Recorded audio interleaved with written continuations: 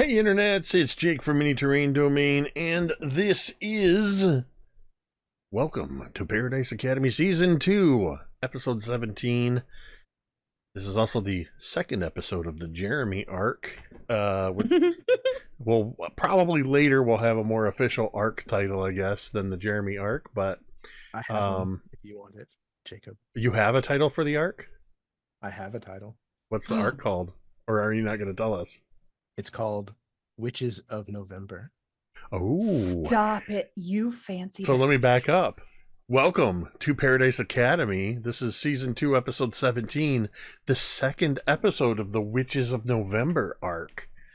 I'm going to have to go in and modify the title cards on YouTube. That's kind of cool. That's really cool. I like that. Anyway, tonight's episode is called The Mighty Fitz, and in just a few moments I will turn it over to our Game Master, and we'll get started. First up, a couple of quick announcements, of course. As always, if you look I guess I can point upward now. If you look up above M and Tamiko, up above me, you'll see the plus 40 and then one lone domain pop. I say one lone, that means there's 41 domain pops there. But domain pops are a way that you, the audience, can have an impact on our games simply by subscribing, resubscribing, gifting subs, tipping $5, cheering 500 bits, just like that. All of those will earn domain pops that we can use in our game for as adversity tokens. Each one gives us +1 to fun. We can spend as many as we want to increase the value of what we've rolled, hopefully helping us. Also, anybody can force anybody else to roll for 5 to roll on the D100 mystery grab bag, which Tamiko did last session, made me roll, and we haven't revealed that yet, what that result was. But it's kind of exciting. I got to roll on the table. So yeah, that's a way that you, the viewer, can have an impact on our games. Couple quick announcements about other games coming up. Of course, Monday nights is our Scribes and Scrolls. We don't know the exact number, but it's definitely less than 6, probably less than 5 episodes left. We're getting really close to the end, and we're going to have a big grand finale. But our next episode, which would have been this week, but we had to call it. I wasn't feeling great, so hopefully on Monday. But whenever it happens, will be our 100th regular episode. So we're pretty excited about that. Not anything to sneeze at. This, combined with first season, this is our 48th episode of Kids on Bikes. I just thought I'd put it out there. And I mentioned in the Discord, I feel kind of bad because March 23rd was our 1-year anniversary for this game, so we've been playing this game for just over a year. Yeah. Can't believe you forgot our birthday. Yep, I forgot our birthday. Just like, that's just Jake the Game Master. You don't really care about me. Jake the fake dad. Thanks. Or would that be Jake the You're Not My Dad? Not my real dad. You're not my real dad. Jake. You're not my real Jake. So our other game that we have currently going on happens every other Tuesday. Also was a victim to my stomach bug this week. But every other Tuesday we play Sky Metal Iron Gods, which is a D&D 5e game run by the incredible Game Master Vi, featuring me and M and Karen and Sarah as well. So you can tune in to catch that. And I believe we locked in the 24th of this month for our next episode of The Old Guard over on Nerdarchy. So that will be a Friday night, the 24th. You can catch Ted and I over there as players, along with Frag, Asa, Carlos, and our incredible Dungeon Master, Robin. So that's that. Real quick, this game, see if I can remember these. We are adults portraying fictitious characters in a fictitious setting. You may hear graphic depictions of violence, intense dramatic roleplay, or sensitive hold on, my eyes are messing up, or sensitive topics, including but not limited to divorce, bullying, alcohol and substance use and abuse, and more. If these are things that are too intense for you or don't appeal to you, we encourage you to take care of yourself and leave the stream. Go somewhere else where you feel you won't have to experience those. Nobody will think any less of you if you have to do that. Also, speaking of taking care of yourself, we have safety tools in place. In our games, we use a safety tool system called the traffic light system. We have had a session 0 where specific lines and veils were established, and between that and our safety tools, we make sure that we adhere to everybody's boundaries so we can all have fun, but those safety tools are there for everybody's protection at the game table, and we highly encourage you to employ those at your own table. There is a link in when you type exclamation point safety tools that takes you to the TTRPG safety toolkit. You can find, in fact, the traffic light system and the RPG consent form that we use will be there as well. The last thing I want to say before I turn it over to Jeremy is you matter. Whether you believe it or not, it's true. Your presence on this earth makes a difference. You might be struggling. You might know a friend who's struggling. You might just want somebody to talk to. Whatever the reason is, you can get started here by typing exclamation point help in the chat. Jeremy's just done that. Bring up a couple URLs. Findahelpline.com, or you can check out the growing list of resources at takethis.org. We encourage you to check those out, bookmark them, save them for yourself, save them for a friend, and remember, you matter. With that, I would like to welcome you to Paradise Academy. Jeremy, take it away. Thank you very much. I just wanted to add that we just had a very wicked storm that rolled in at the top of the hour here, so just hopefully my connection doesn't suffer for it. My GMing skills, well, I can't really blame that on the storm. So, but I think without further ado, I'm ready. If y'all are ready, Yes, sir. let's play some Kids on Bikes. I love Okay. Kids on Bikes. Wow, me too. Yeah, My favorite show. it's great. Awesome.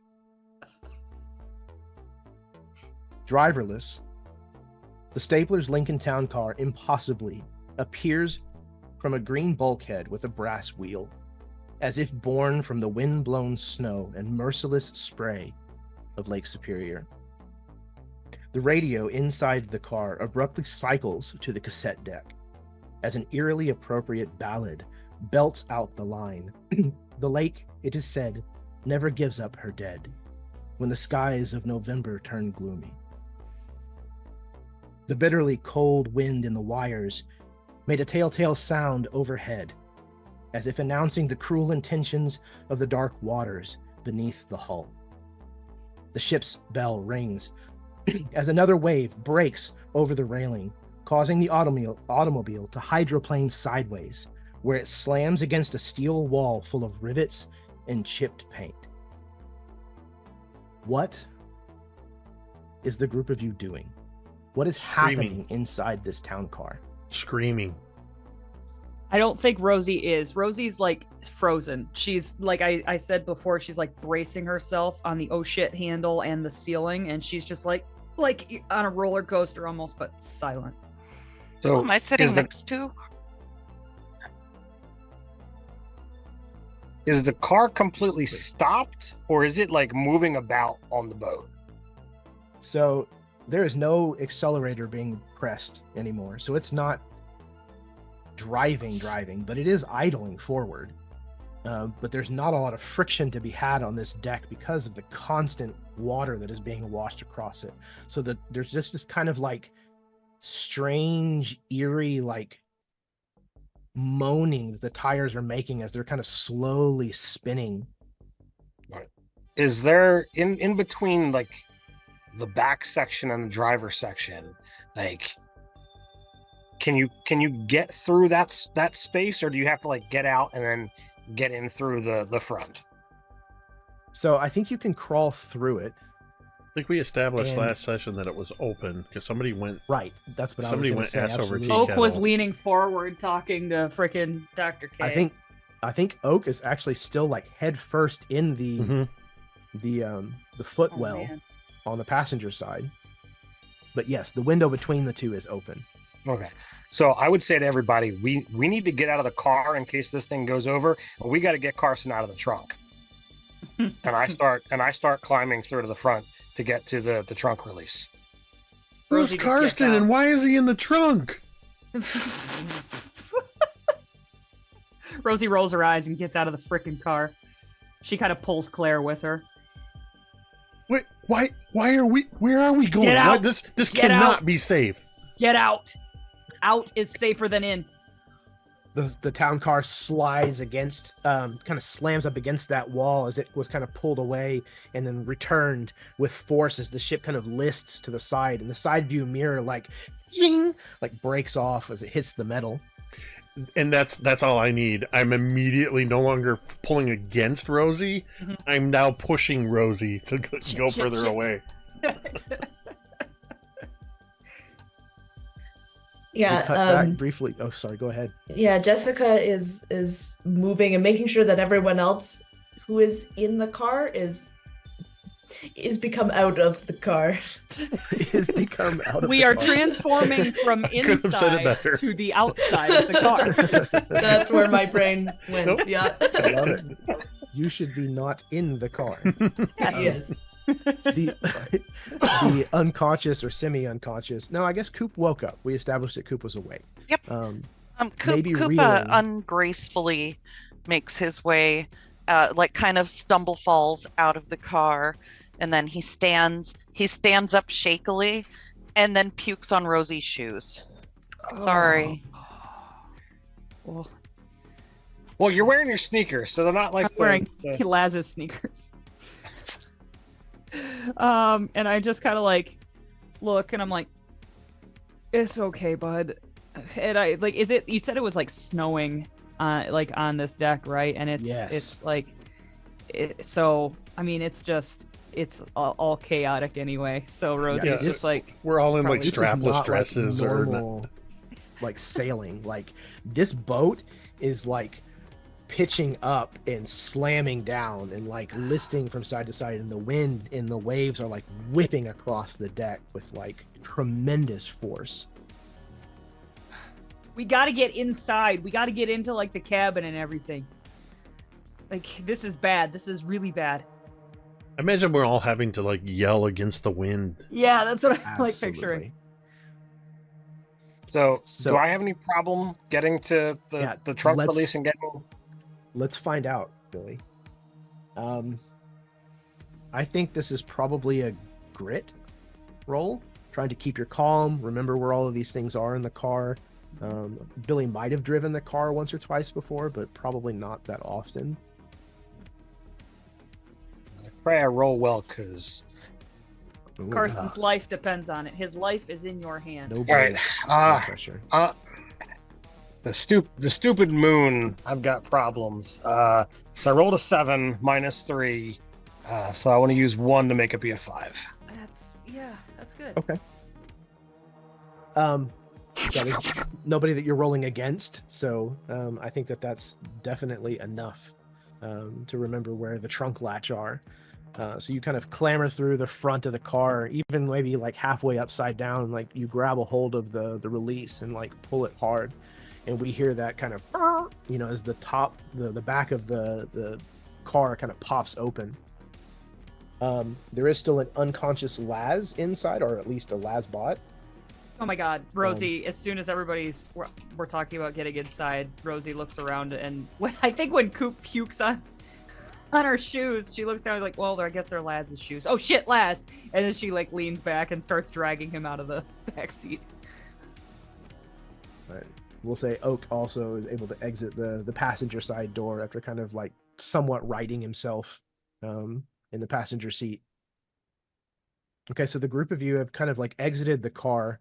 Sounds like Billy, you're moving around to the back to try to get Carson out of the trunk. Yes. Okay. Is anybody helping Billy? Honestly, no, I'm not. No offense, Billy. No worries. Okay. Billy, give me a brawn check then. So D8. Yeah, this one the moon helps me out at. So Okay, good. that's a 7. Okay. So you grab a hold of, the rope kind of bindings. Actually, it probably would be like duct tape. You managed to like grab a hold of like the duct tape binding between Carson's wrists and grab a hold just as the ship like hits a wave as it's like coming down off of the crest. And as it does so, the car actually leaps upwards about a foot off of the deck and then slams down with like a squelch of the tires and immediately starts rolling away. And you manage to basically just like reach your other hand out and grab a hold of like the pant loop or something of Carson and just haul him out as basically the car is removed underneath him. Oh, Well, this is going to be some words with Dr. K later on.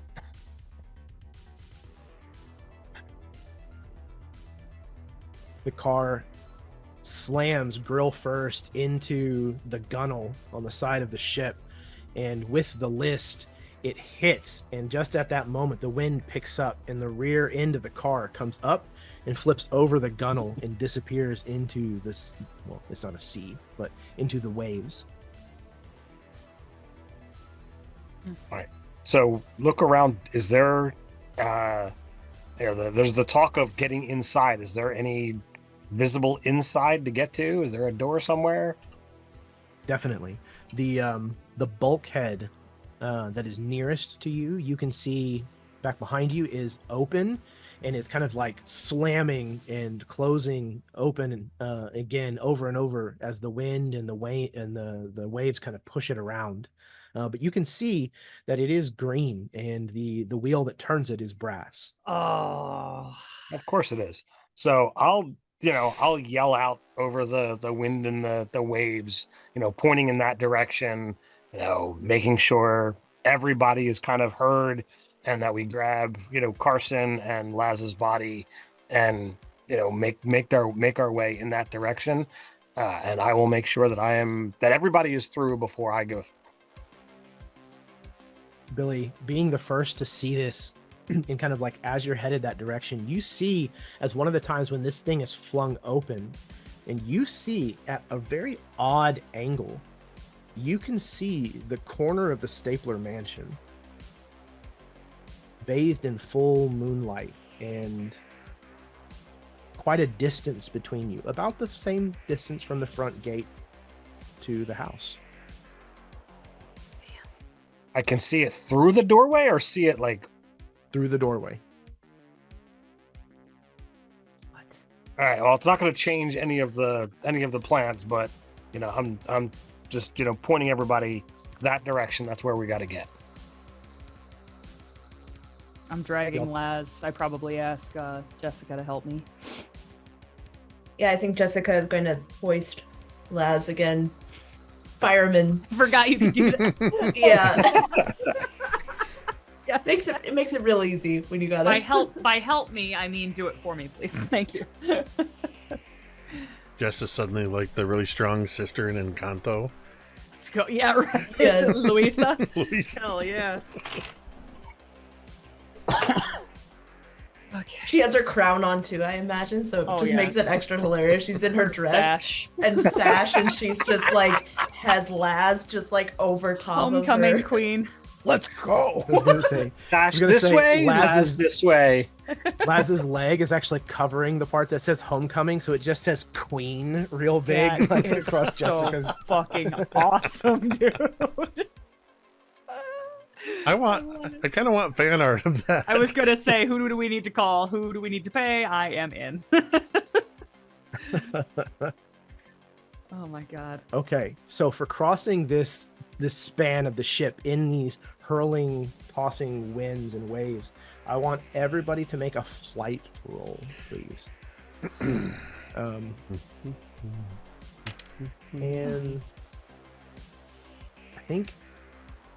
I think I'm gonna put a -2 on yours since you're carrying someone.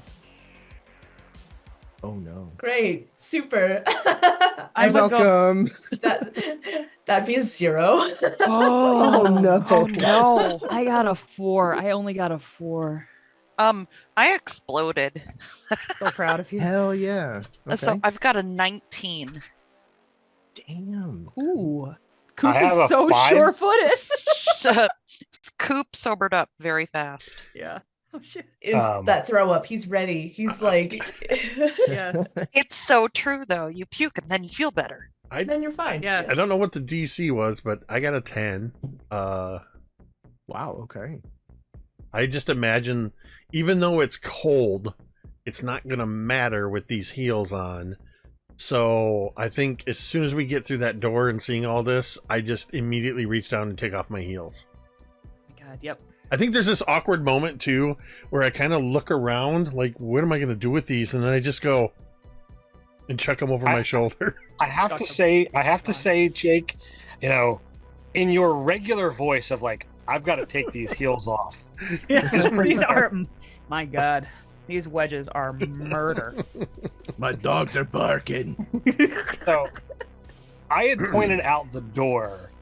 Do I see that Anne is struggling in any way, shape, or form? Oh, sorry, Jessica? I think so. Yeah. All right. So Carson yeah, was go ahead and banging. describe. Right. Carson was banging, so that means he's mobile on his own. So if I can kind of get him in that direction, heck, I will drop him to save Jessica if I have to. But I would lend whatever assistance I can. Can Jessica trip on one of Claire's shoes that she has just thrown carelessly behind her? Then there's a Please. reason. With that 0, so I feel like perfect. that's Because obviously I'm not looking at anybody behind me. no. No, of So- course not. Yeah, Absolutely. Jessica, like, she is also wearing heels, so I imagine that she steps on one of Claire's heels Yeah. and, like, rolls her ankle. Oh no. Damn it. Ah! So I think in this situation, I think that there is going to be a -2 consequence, a physical consequence. Mhm. Yeah, absolutely.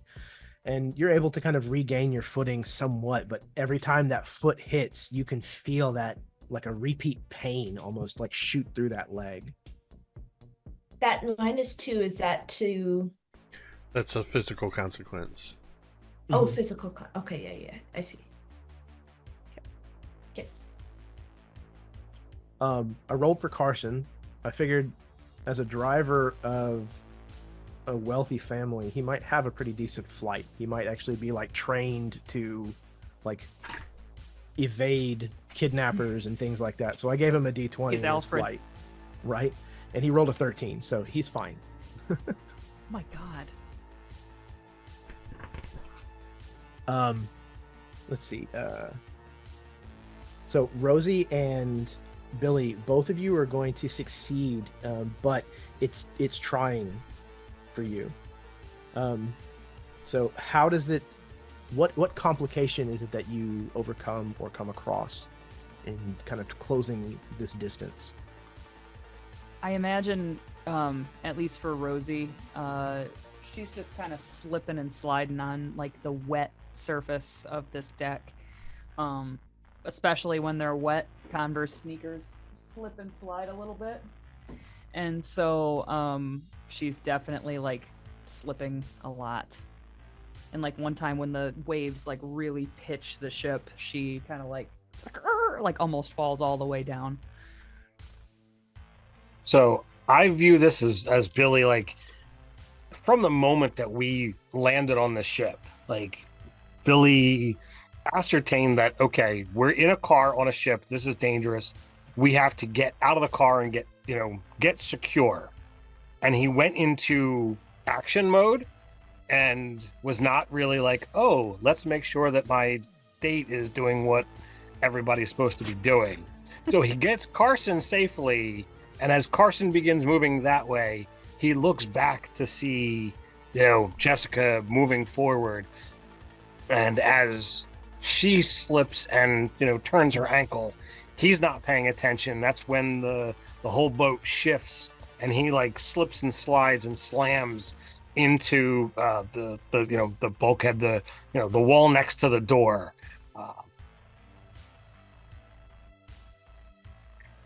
And every time the ship like is pitched around, is either like turned into an upward angle or it rolls from one side to another, there's this horrendous like groan, this popping like of metal that kind of starts on one end of the ship and works its way all the way down. And it's not just a noise that you hear with your ears, like you feel this through your feet, especially you now, Claire. You feel this whole ship shudder and vibrate like almost like the wail of a banshee as it is being tossed around in this storm. Oak, you were with the rest of the group who have successfully exited the car before it was pitched over the gunnel into the water.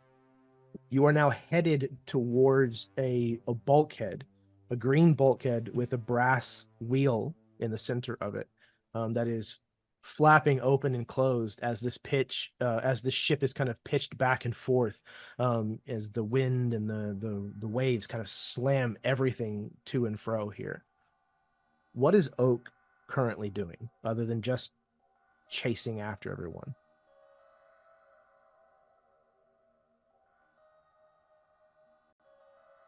Okay, so just a little bit of pickup for me.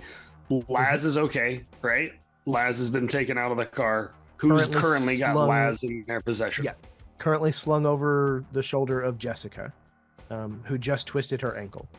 Okay, got it. Okay, got it. So I think I am like looking back where the car came through, and then I'm like also trying to keep up with the rest of them. I am so confused. I am so like out of my element in this moment, and I do not know what to do. And I think for the first time, a kid who normally has all the answers has no answers at all, and I'm freaking a little bit. I think I'm freaking a little bit. Yeah, starting to robot a little. Oh, I think we have you. That's good. Yeah. So confused, and scared, maybe a little. You kind of run to keep up with everyone else. We're gonna say, Oak, you were the last one to kind of like pass through this bulkhead that you had seen. Billy, as you were crossing this distance, you watched this slam closed on the vision that you just saw through the opening, and when it reopens again, you see the interior of a ship. The vision of your family's estate is gone. As you all kind of reach this bulkhead one at a time and are able to kind of pass into the interior of the ship, Oak, you're the last one, and just about the time that you kind of get your hand on the edge of the doorway of this bulkhead, the ship comes out over the crest of a wave and is suspended for almost the entire length of the ship before it then falls forward and crashes into like the well of this valley between waves. And as it's falling, all of you become airborne, as if you're kind of levitating 5-10 feet off the ground, kind of up against the ceiling inside this small like deck shed or whatever that would be called, like a building on the deck that you've just kind of entered. So you're kind of up against the wall or the ceiling with like all of these pipes kind of running everywhere, everything kind of painted almost monochromatic, probably white, inside here. There's like red claxons that are kind of going off in every intersection of this hallway that you're in. But as you're all airborne for a few moments, what are all of you doing as you're kind of free falling in the air? Coop's gonna take a moment to say, "Oh no."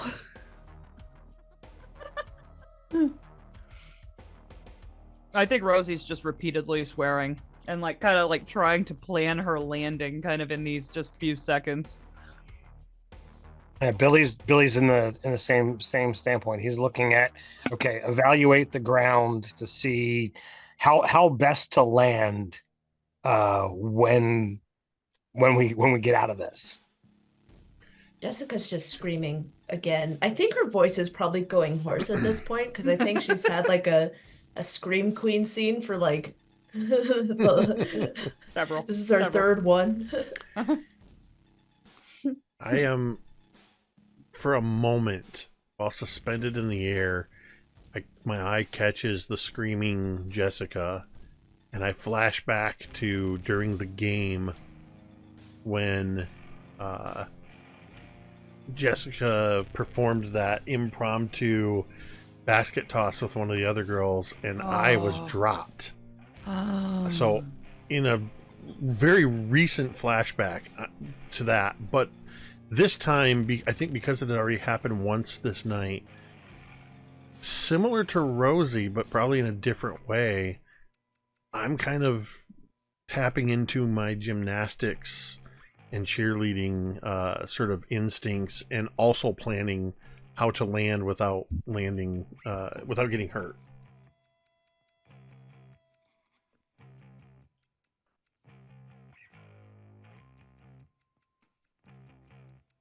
So I think for Oak realizes that like his legs are not his strongest suit at all. So his arms are gonna have to do. So there's like this moment where he's suspended and he just starts like swimming in the air to try to grab on to any of the closest pipes and like drag himself forward.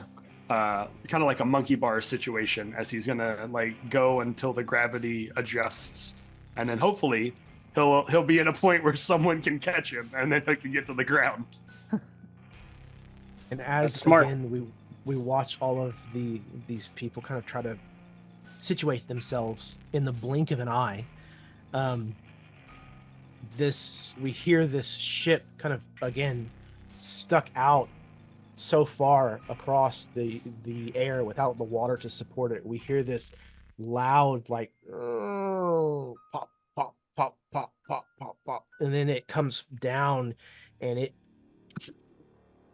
slams into the and abruptly the steel floor comes rushing up at all of you in an instant as gravity returns. I need all of you please to make a grit check. No, let's do this as a brawn check. Oh, good. That's great. That's Go for way it. better than grit. No, I guess. Brawn is definitely better than grit for me. Oh. Pretty good. And I have that -2 Yes. plus Yeah. another -1, so I have -3. Oh, so that no. puts me at You in the 7. negatives? Oh, no, I have Okay. 7. I didn't hear what you got first. You fall through the Seven's floor. still pretty good though. You straight up Bottom- no clip the ship, and you're under the map. Fucking You actually bottom, bounce up into the air. and then you T-pose, and then the game crashes. Server reboot. Shocking absolutely no one. Coop is the clumsiest. That actually shocks me. Coop's been pretty strong this round. No, he was good at GTFO, and that's it. So would tank help out in this matter? What Oh, does that's- how does tank read? Probably. But Tank is you excel, or sorry, you're big, physically imposing, or strong. Yes. Yeah. And then that was a judgment call. You get a +3, I think. And because I also have that, I'll go ahead and take it too. I That was going to puts say, me- I also have that, so that puts me to an 8. Hey, that puts me at That a will put me to 15. that will put me at a 6. okay. So agile. Can So I land like I am- 3-point stance like a superhero? Absolutely.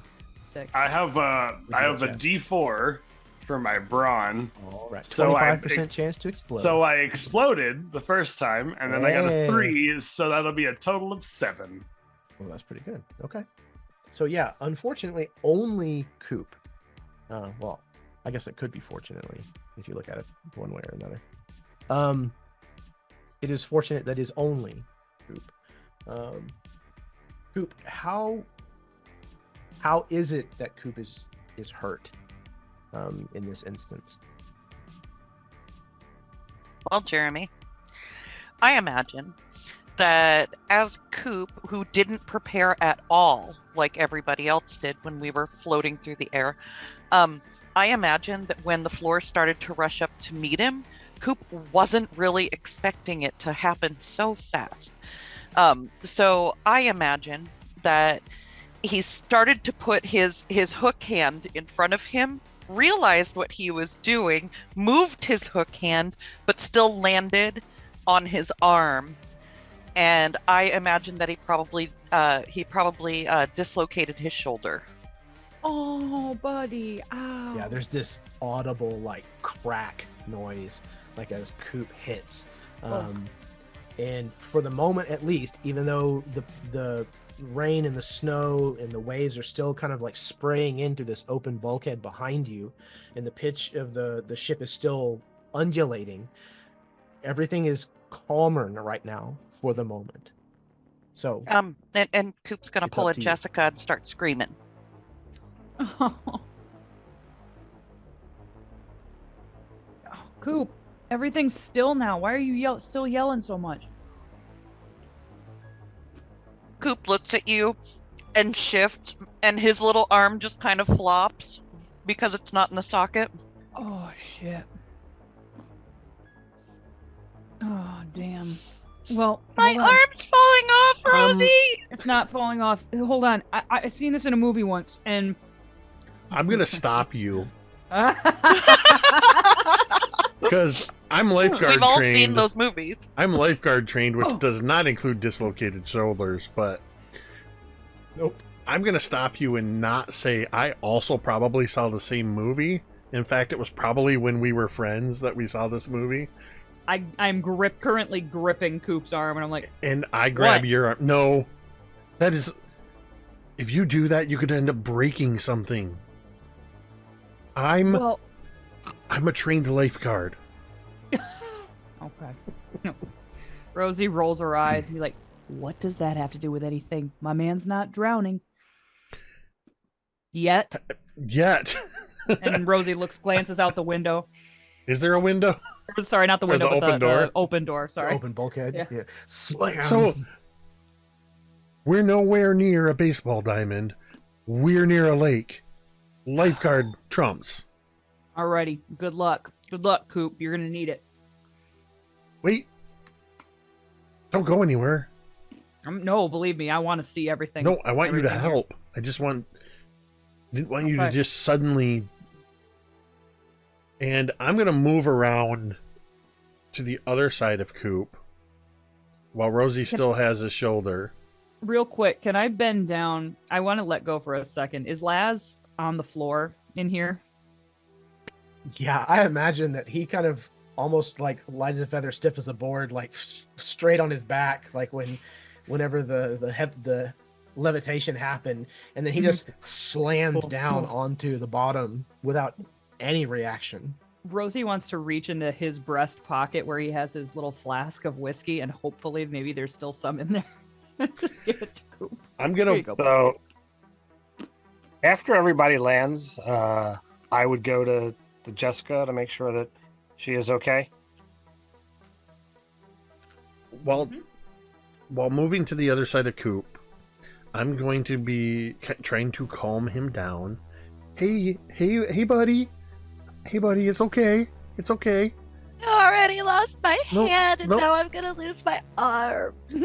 It's gonna be okay. Just look at me, and I'm This iteration's taking me one piece at a time. I don't know what that means.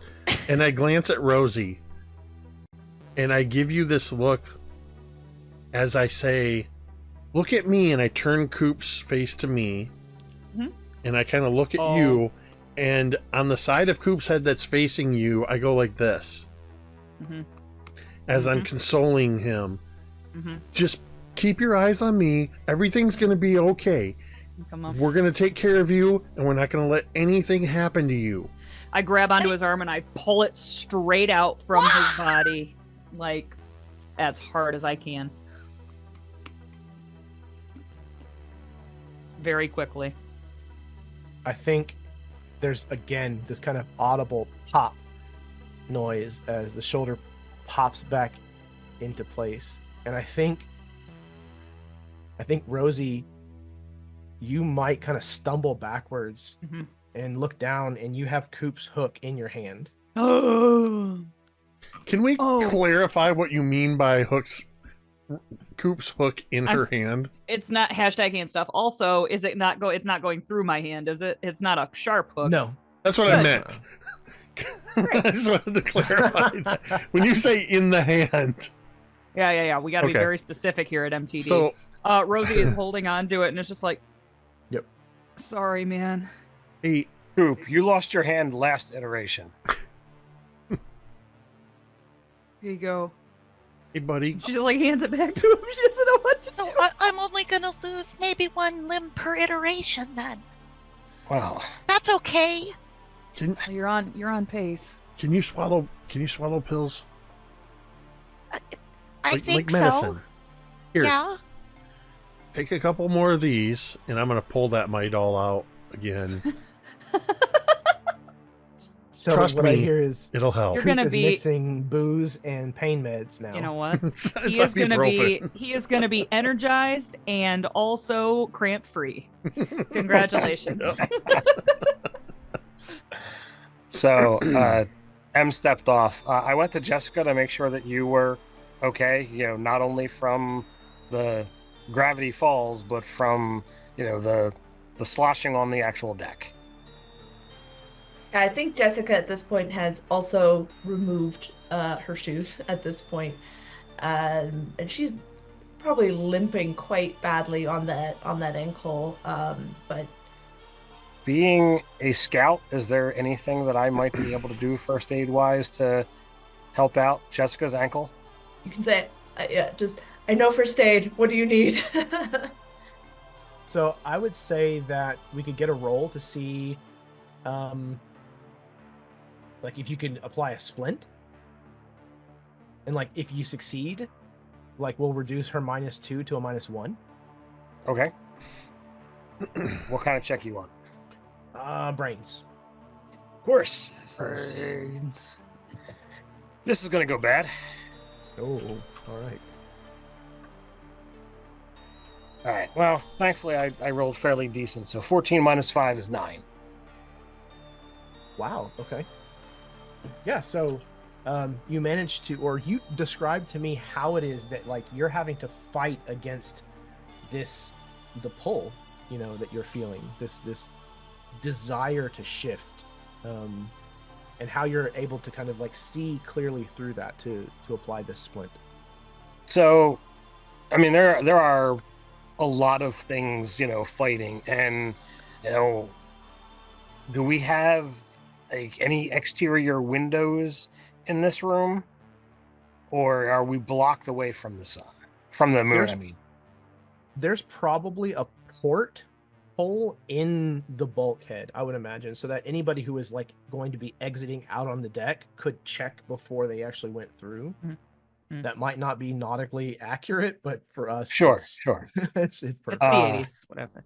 So I will consciously, like, before I start this process, I will look around and find something that I might be able to splint her leg with, but I'm also looking to see where the windows are so that I can completely block any access of moon or moonlight, from my direct vision.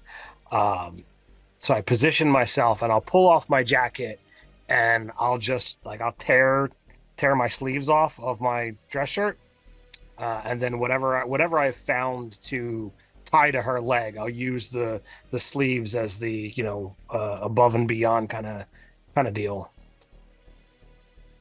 Yeah, I imagine you might even find like something that you think might work for both purposes, kind of in one fell swoop, when you spot like a mop that's kind of like been tucked behind some of the pipes and things next to the bulkhead, probably for use out on the deck. But for your instances, you might be able to use the mop head to block most of the porthole and use a portion of the handle as a splint. So that's what I'll do. Okay. So, Jessica, you now have this splint kind of tied, kind of keeping your ankle from really moving much. So it's not going to cause you as much pain to kind of get around on it, but it does cut your mobility down a little bit. So yeah, we're going to drop that -2 down to just a -1.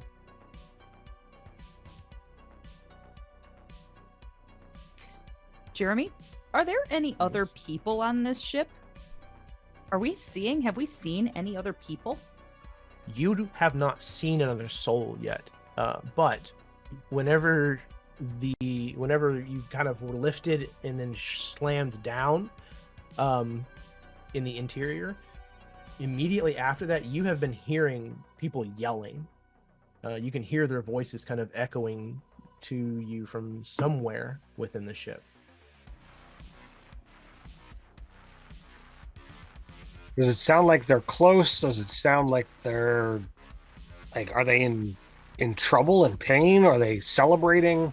What kind of yelling are we talking about? It definitely sounds like frantic orders being like shouted around, but also sounds of like panic and like pain. You're guessing that they were probably tossed about every bit as much as y'all have been, if not for longer. So and you said that's like below us, like below deck? So where you're at, there's you're kind of at a corner. It's kind of like almost like at a 90-degree hallway. So there's kind of two paths, well, three technically, from where you are. One goes back outside onto the deck where you just came from. The other one heads down a short ways before it looks like it kind of comes back on itself. And you think you see like a little bit of a handrail kind of sticking up next to that. So that looks like that might go deeper into the ship. The one that kind of takes off to your right seems to kind of go along the front of this shack, if you will, this kind of interior part that you're in, towards the other side of the ship.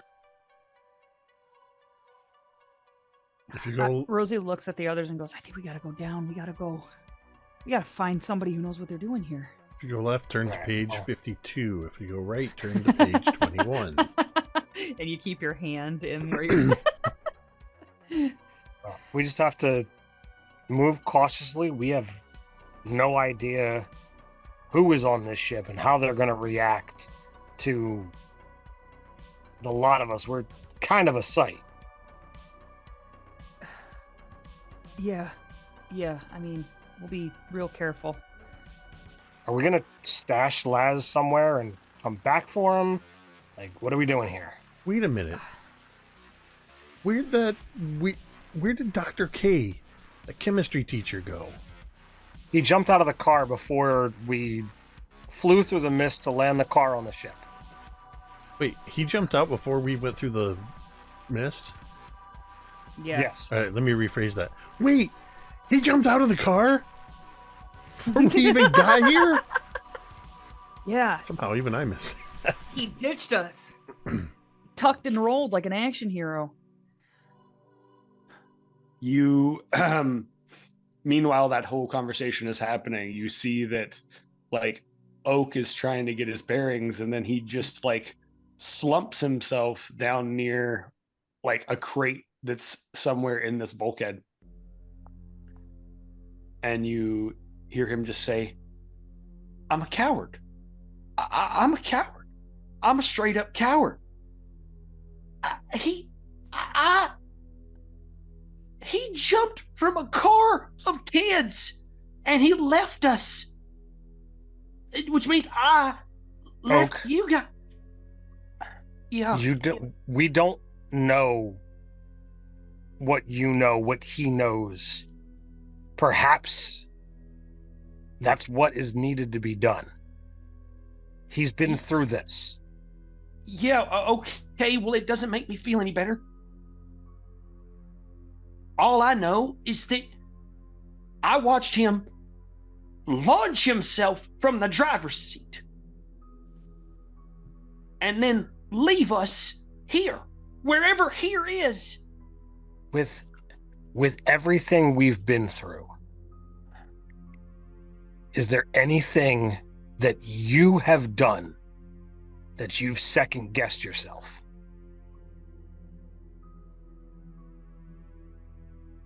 No, not yet, I guess. No. Don't think forward. You No. have to just accept if that is what he did, then it was for a good reason. I don't like that my family's vehicle was kidnapped with Carson stuck in a trunk and then went overboard on a ship I have no idea where. All we can do is deal with this right now. Yeah. On the bright side, the fact that Dr. K is still alive suggests that you lived through this. Thanks, Coop. Yeah, that's that's reassuring. Thanks. Wow. Better than, drowning. Are there sharks in Jeremy, the water? do we know if there's do we know that we're on the Edmund Fitzgerald, or do we just know that we're on a boat? I think the players know, the characters don't. That's what I was wondering. Did the characters ships, as well? Didn't they put the ship's names on the life preserver? The life preserver. That's what I was gonna say. Donuts? There might be a life preserver hanging on the wall, like as Rosie's like thinking about that. And as they're saying, as Coop is saying, it suggests you lived through this. Rosie sees that on the wall and is just like, "Oh fuck." So, Oak, I'll point towards the window without looking that way. That moon has got me all kinds of crazy. And yeah, so you're gonna have to cover it. I know you and I are team brain here, but I need you to be the thinker. Okay. So You got no second guessing yourself. We need all the confidence that I know you've got. Oh, okay. Yeah. And he picks himself back up, and he'll like I'll actually like offer my hand to help you up. He'll take your wolfy mitt and just like hand up and thanks, Billy. I mean that. Thank you. I needed it. Okay. So let's take some stock. Laz still out and about. I don't think he should get wet at all. So we got to find somewhere that could stay dry to keep him. If I'm not going to try to like put him back together right now. Okay. You really think you would have designed something that wasn't watertight? I Well, I mean, don't Laz was taking showers and shit, and he didn't even know he was a robot until like 2 days ago. He's a robot. He's not made of sugar. Yeah, not made of sugar. All right. Well, I mean, sure, but I don't want to just let him sit in some standing water. Okay. Well, we can't be carrying him around. No, you're right. We need to put him somewhere that we can get back to if we find out how to get back home. Here's the Okay, thing, you guys. I think we need to go talk to the guys down below for help, but we're not going to want to stay inside very long. I We're not agree. going to want to stay inside very long. So why don't we leave him right by the door? That way we'll get him on the way back out. All right. Before we go any further, you guys remember last iteration, the doors could do strange things. Yep. And I don't know if it's me on a moon brain, me wishing that I could just get back to the rest of my kin, but when we were on the deck and I looked through the door, and I'll point towards the door we walked through, I saw my house. So, like, I don't know if it's just waiting for the right door. Heck, this could be the door that's going to get us back home, or what. I don't know. But I just wanted to share while we're all right here. Okay. Also, another thing that maybe I don't know what this goes to, and he like will hold out a key that's like been dangling on his neck. Remember when we stopped by like the ship, the restaurant? Hines handed me this, and then like they just drove off.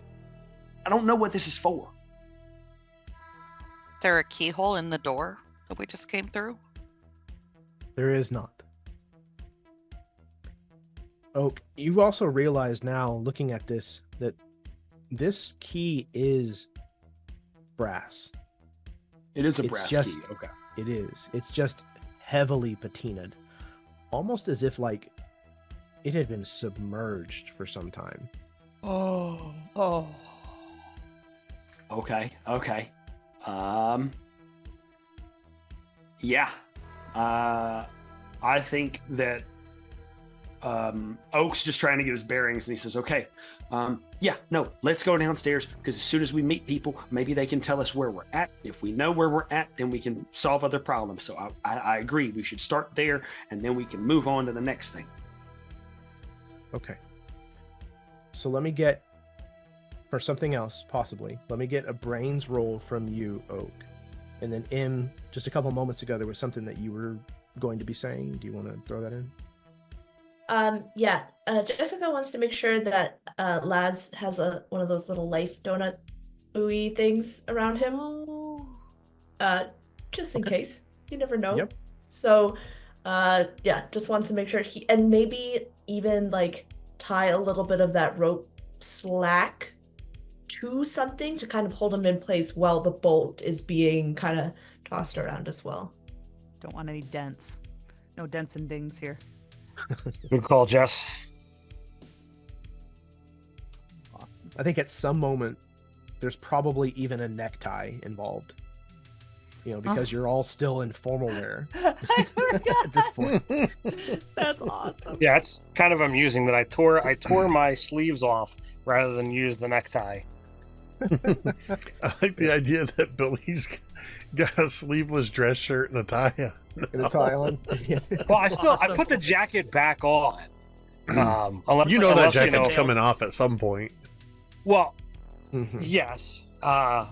But if one of the girls gets cold and mentions something, then we know that Billy's going to have to. As one of the hand over girls the gets jacket. cold, I've literally keep shivering as Claire. Yeah.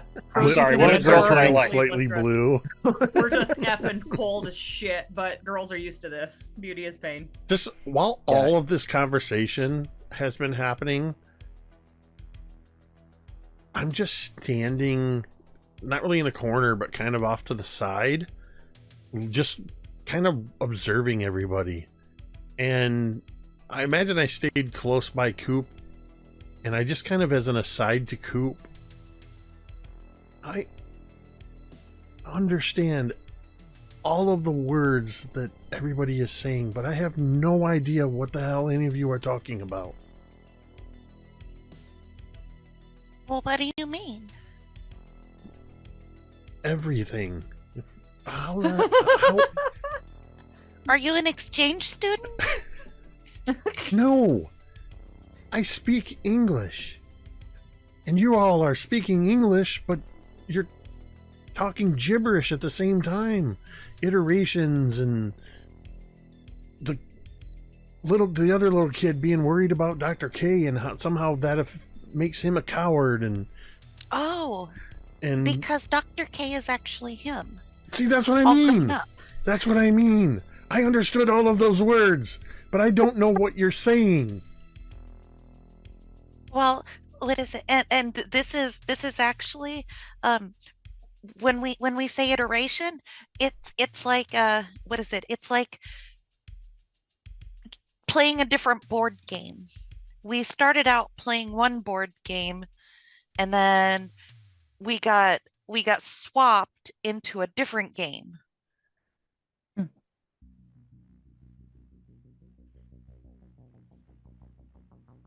Because Okay. so, Are you- because things, and there's witches, and they're doing something, and there's evil lab people, and superpowers, and werewolves and vampires.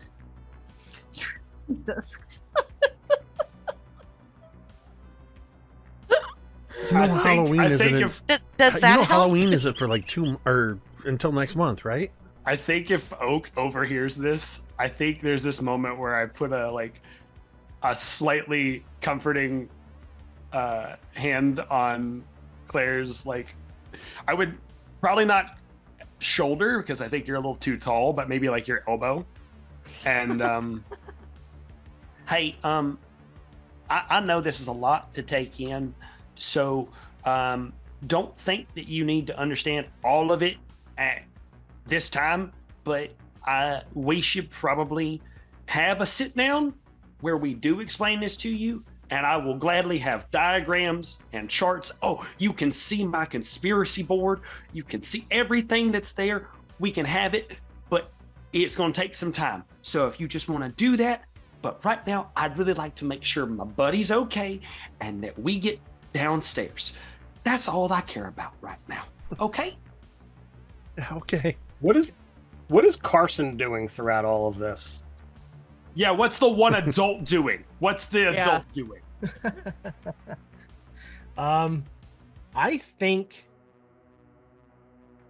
I think there was a lot of, what is going on here? Like, I don't understand. And there's a lot of, Master Stapler thrown in there. Master Stapler. And he's very much like trying to figure out how to get this duct tape off of his wrists. But I think just to clean this mess up, when the ship levitated all of you and then crashed, he got knocked and is now unconscious. Oh, damn. All right, so we'll put his body with Laz's and make sure he's got a donut too.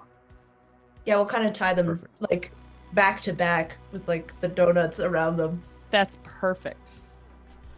Tie So the ropes around their wrists like otters.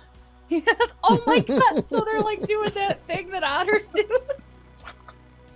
So I don't know how long it takes to train, help in the Stapler household, because I don't know how someone can say Master Stapler without, having a laughing fit. Well, this man has been your butler since you were born. At least your last name isn't Bates. He is devoted. Stop it. so- Stop it. I'm here all week, folks. And So, next week, Oak, and the it's next whenever week. you are describing your conspiracy boards to Claire that you have like a flashback to one of the times, whenever this may have been, at some point when you've been working on one of your conspiracy diagrams kind of in a feverish state, which I think there's already been at least one of those times during this game that we have seen as an audience.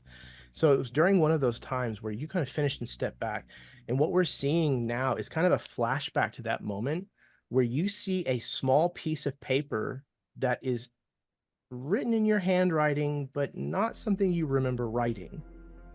And in big, bold letters, it says, "Never together." And it's pinned near the green door section of your conspiracy theory board.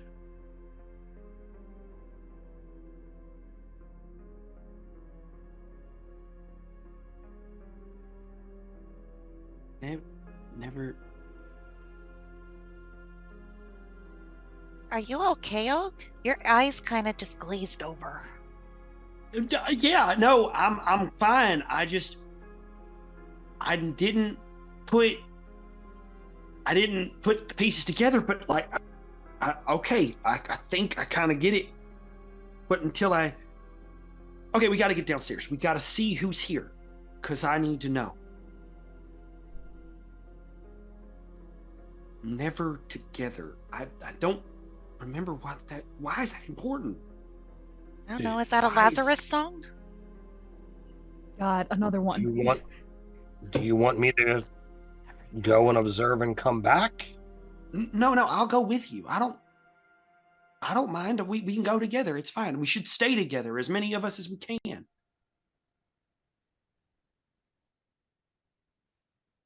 All right. Are we So, are we kind of walking and talking as this is all happening? I imagine. So, yeah. And So we got to be kind of near- riding yourself, as the ship is still kind of like twisting and bending. Are we almost to the place where we're starting to hear voices? Absolutely. You get to the end of this little stint of hallway and kind of turn back on yourselves, and you see this very narrow, very steep steel staircase that has, handrails on both sides that you can basically, if you wanted, do what they do in the movies, where you kind of just lift your feet up and just hold onto the rails and slide down it, if you wished to do so.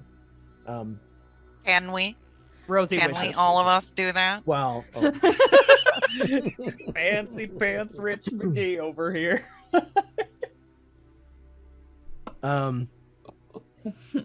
you can see that at this level on the floor on the deck below you, you can see there's probably a good half inch of water that is sloshing around as this boat is kind of like pitched around.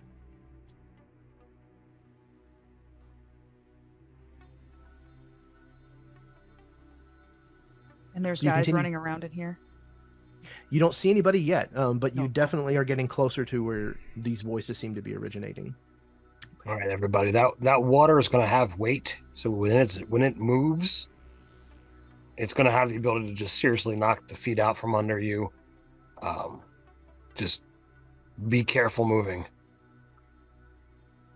Oak will roll his suit pants up to the knees, so he's like high watering it in the.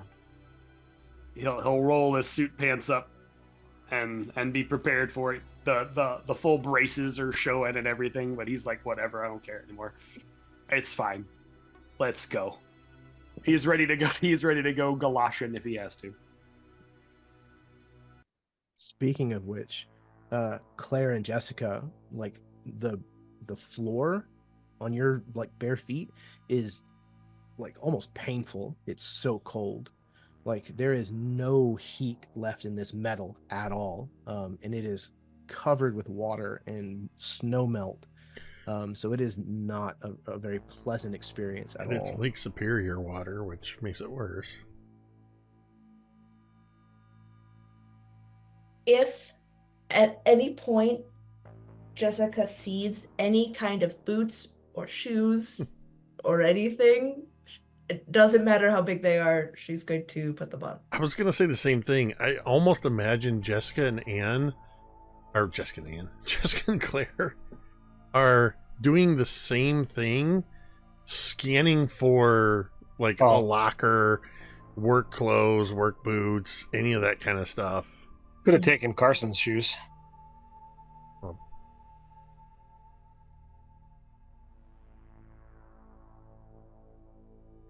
Yeah, I think probably would have found some reason that the style didn't work for me. I don't Maybe know didn't that. realize He's quite how also wearing fucking cold it would stilettos. be down here. Yeah, So- yeah. Yeah, absolutely. Yeah, I think that there's probably some kind of like a locker that you find that has like a few sets of probably like waders. I would imagine some kind of like a boot and like overall kind of combo, with as well like a heavy like weatherproof jacket. Oh yeah, Jessica is stuffing her dress into those waders. Like it kind of poofs up. It's poofing up. Yeah. As Jessica is doing that, like I just imagine this scene. Jessica opens up the door to one of these and kind of holds this up, and Claire just looks at it and goes, "Ew." Oh my god, it's come full circle. As soon as Claire says that, Jessica is going to toss her one. It smells like fish. Jessica is like, we're going to die with the fish if we don't put this on, she says. Do you want to wait and see if there's a more stylish option at the next store? I'm already sort of like more delicately than probably Jessica was doing. I'm like trying to be careful with my dress and pulling them on, and the whole time pulling the boots on, going ew, ew, ew, ew, ew. Okay, It is it is definitely warmer. that, like, bare skin on like rubber galoshes. Oh my god. And they've got that weird sort of texture on the inside. Yeah, Stop You it. can find that there's probably a little Incredible. bit of water still left in them. Oh, in the yeah. bottom. okay. It's That slightly sound better. every time you take a step.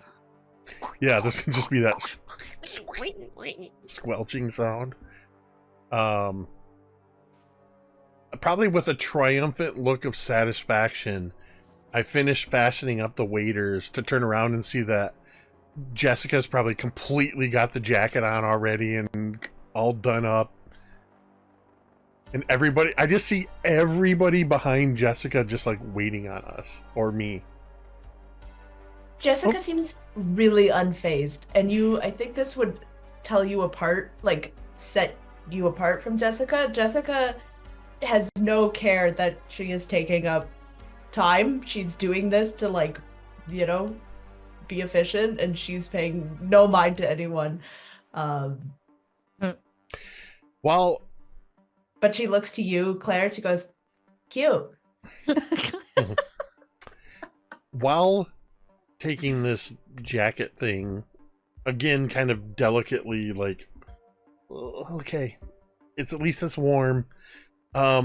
Rosie is watching this joyously. by I'm the way. turning my back to everybody. I'm just want to look in the lockers and see if there's anything. I'm just kind of skimming, seeing if there's anything valuable in here. There's lepto. You never know. Maybe there's $5. Oh, I'm absolutely checking the pockets too when I put it on. You find Fisherman's Friend lozenges and A deck of inappropriate playing cards. yes.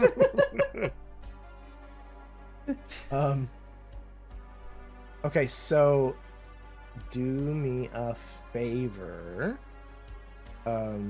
both Claire and Jessica, enroll. Trying to see the best way to do this. Roll a d6 and give me that first, and then roll a d10. I got a 3 on the D6 Okay. and a 5 on the D10. Wow. I got a 2 on the 6 and a 9 on the 10.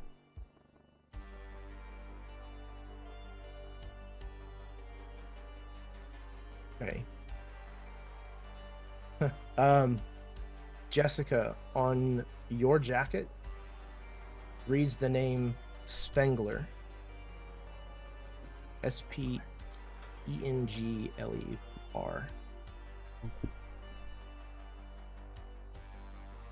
Okay. What did you get, Jake, again? A You got 2 on two? the 6 and a 9 on Okay. the 10. Okay.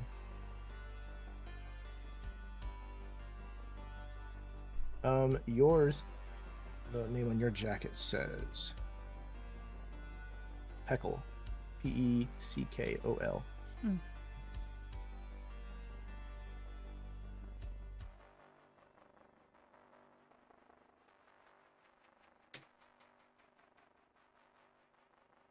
Okay, what are the other 4 of you doing while Claire and Jessica are changing?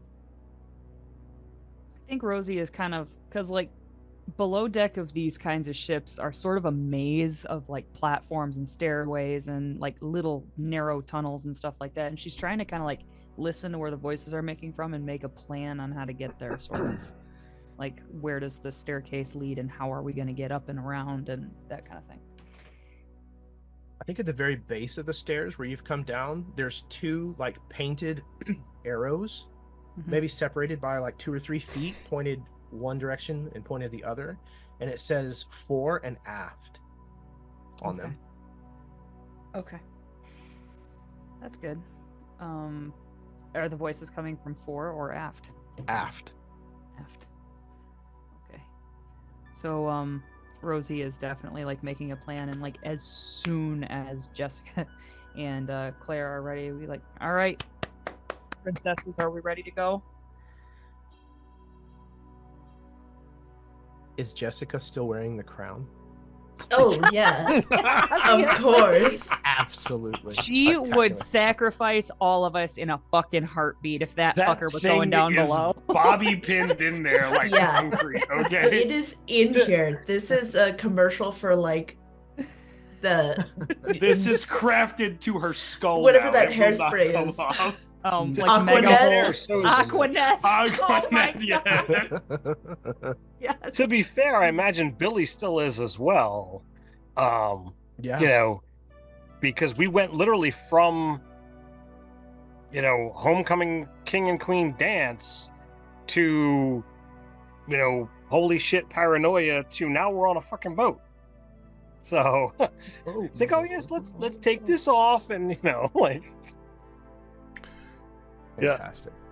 I've pulled a scrunchie out and have pulled my hair up. So kind of just pulling it up and as I turn around and make sure everything's up and out of the way, but otherwise wearing this grungy, oversized jacket and waders. All right. I guess we're ready to go. What about Jeremy, Billy did you see the Oaken message Coop? I sent you in chat? Oh, let me look. Yep. Oh,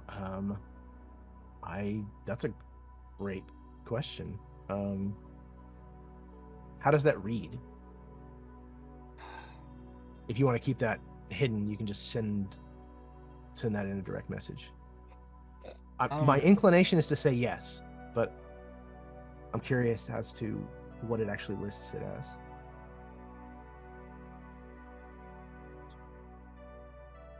Right, you go on with stuff, and I'll look this up. Okay, thank you. I imagine Rosie goes over by Claire and be like, that thing smells like fish.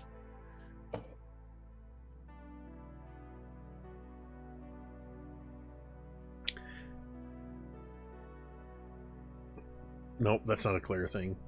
That's a Jake thing. I'm gonna say your mom go with smells it. like fish. While the two of them are putting these waders on, what are Coop and Billy up to? Well, we know what Billy's doing, possibly. Coop's trying to figure out if he can fix his claw. Oh, he's trying to put. Oh god. Yeah, I imagine that Coop has gotten quite used to kind of putting this on. So it might I take a wasn't moment. sure if it just got pulled off or if it got broken. No, I think it just got pulled off because she was pulling on your arm so hard. Okay. Mhm. So I guess Coop figures it out and puts it back on, but he's finding that he has a little bit of trouble maneuvering it because I believe Jake said that it's controlled by the upper arm movement. Specifically, the shoulder blade is what activates the cable that opens and opens it. The rubber bands So- close it. Coop's having a real hard time getting that to work Can I help him? because his Like, shit still hurts. Yeah, absolutely. Can I? So if especially while Coop, Claire and Jessica are doing that. Yeah. Sorry, go if ahead. Coop kind of explains it to me, I can probably help. Like if there's stuff he can't reach or stuff that it Yeah, hurts him to move his arm. This goes around here and then it moves that, but I can't really do the thing that makes it open and close because my shoulder still hurts. Okay, well, at least it'll be all hooked up, and then whenever it stops hurting, you can move it, okay? And Rosie just kind of continues to kind of hook this up and follow his instructions, and Fantastic. Ted, yes, absolutely. Okay. So Jake, right, if well- you would chomp a domain pop for us, please. Okay. Give me a minute here because I got to rearrange things a bit. Beautifully done. Thank you. All right. Okay, so what do we see from Billy, Ted? So I imagine, while Jessica and Claire are stopping by the locker and putting on these boots, I imagine I'm kind of like a little bit more forward to just try and be, a little bit of the lookout as the direction we're going, but I don't want to go too far from the group. So I just look back and I'm like kind of going back and forth between looking ahead of us and, looking at what's going on. And as Jessica puts on these boots, I imagine Billy just goes, huh, but doesn't say anything else at the moment. What? Huh. Okay. There's a lot of sneaky shit going on here. Oak, while they were putting on their waders, was there anything that you were doing in particular? Actually, yeah, I think. Correct me if I'm wrong, but is Rosie like cold, or does she have a jacket currently? I think Rosie is most definitely cold, but she is trying really, really hard to not seem like she's cold. Like she's just Got like it. standing there Got with her it. hands on her hips, and just Trying like to- once in a while trying to you see her like shiver, but she just like Yeah. like kind of forces it back down. Trying to be the resident badass. Understood. Trying Yeah. real hard. So I think after Oak has rolled his legs up to highwaiters, he looks over and stares over at Rosie and goes, "Hey, Rosie, Yeah, Oak, what's up? look, it might not fit you, and if it might not, but you can."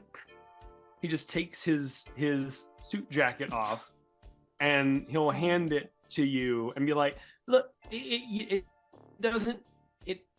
You don't have to use it. If you Oh don't my want god, to, but thank you. And I Rosie just starts wanna like putting it on make sure pretty you're comfortable, eagerly. and I can help you with it." Yeah. Okay, cool, good. I'm gonna go with Billy, and we're gonna sort some stuff out. Okay. You guys just get yourselves together, and I'm gonna make sure that Coop's all right too, cause we're gonna get through this together. Okay. Yeah. Okay. Yeah, Yeah. I already helped Coop with his little rubber bands, so you know, Yeah. he's- Okay, that's good. yeah, Are you guys he's- having? Is this a private conversation? I think Or- for a moment it would be, and then I would go back over to you, Mhm. Coop, and like I think Coop and Billy are probably close by each other. So, I would go over to Coop and be like, "Hey, man, you okay?" My shoulder hurts, but don't worry, Oak. It'll be okay in a little bit. The new How- girl how- gave me Madole. I don't know what that is. You mean the orange bottle with the white pill with, or the white bottle with the orange cap? Oh, I didn't Yeah. see the bottle. She just handed me pills and told me to swallow them, but they Okay. said Madole. Coop, do you remember that you also had that punch at the party? Well, yeah, that was a Yeah. really good punch. And Uh-huh. what did Not- what does health class teach us? That we shouldn't mix pills and This is the 80s. Health class taught us no such thing. no such thing? Okay, cool. Nope. Understood. Don't be a fool, Well, wrap I- your tool not- is about exactly as far as we got. Okay.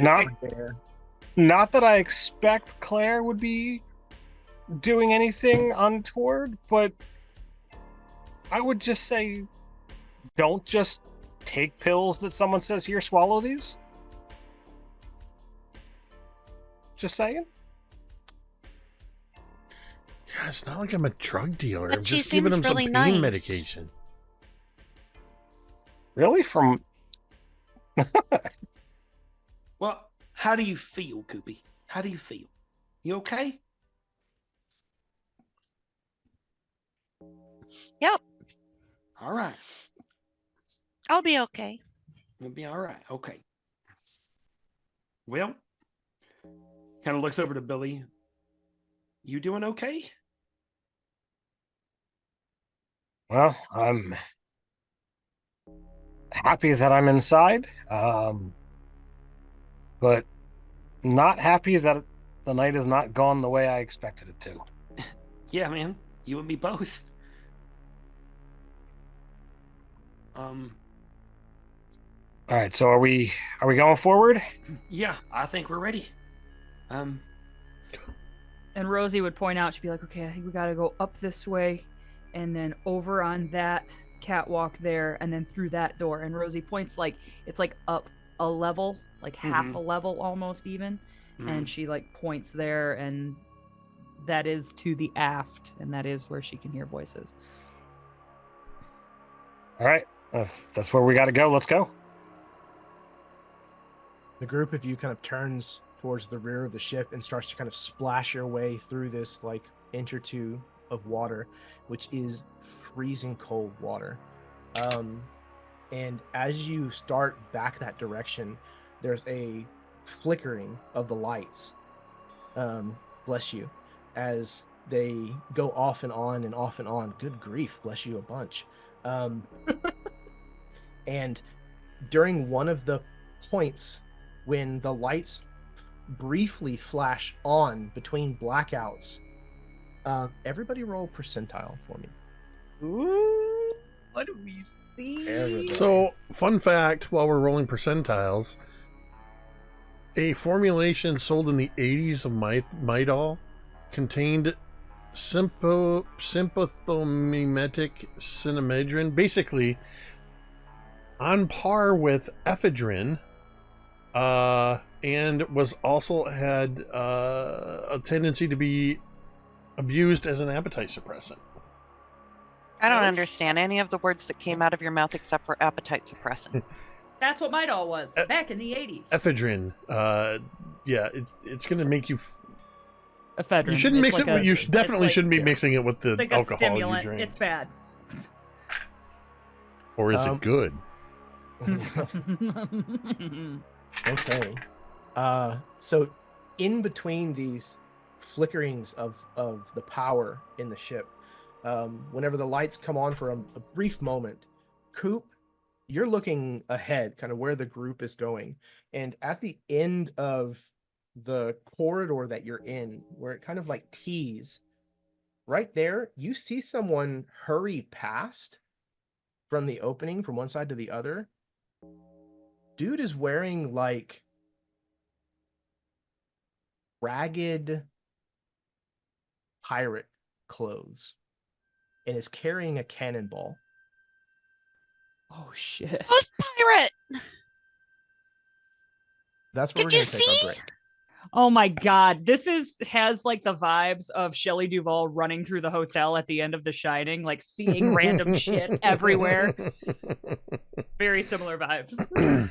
This also feels like it could be a ride at Cedar Point or Oh, Disney. 100%. It's like nobody can Although- solve this but you. Let's go. Although only in Paradise, Michigan, would there be a ride based on the tragedy of the Edmund Fitzgerald. Oh god. Live the tragedy for yourselves. That sounds like a joy. All right, we're going to go ahead and take a brief break. We'll be back in a few minutes.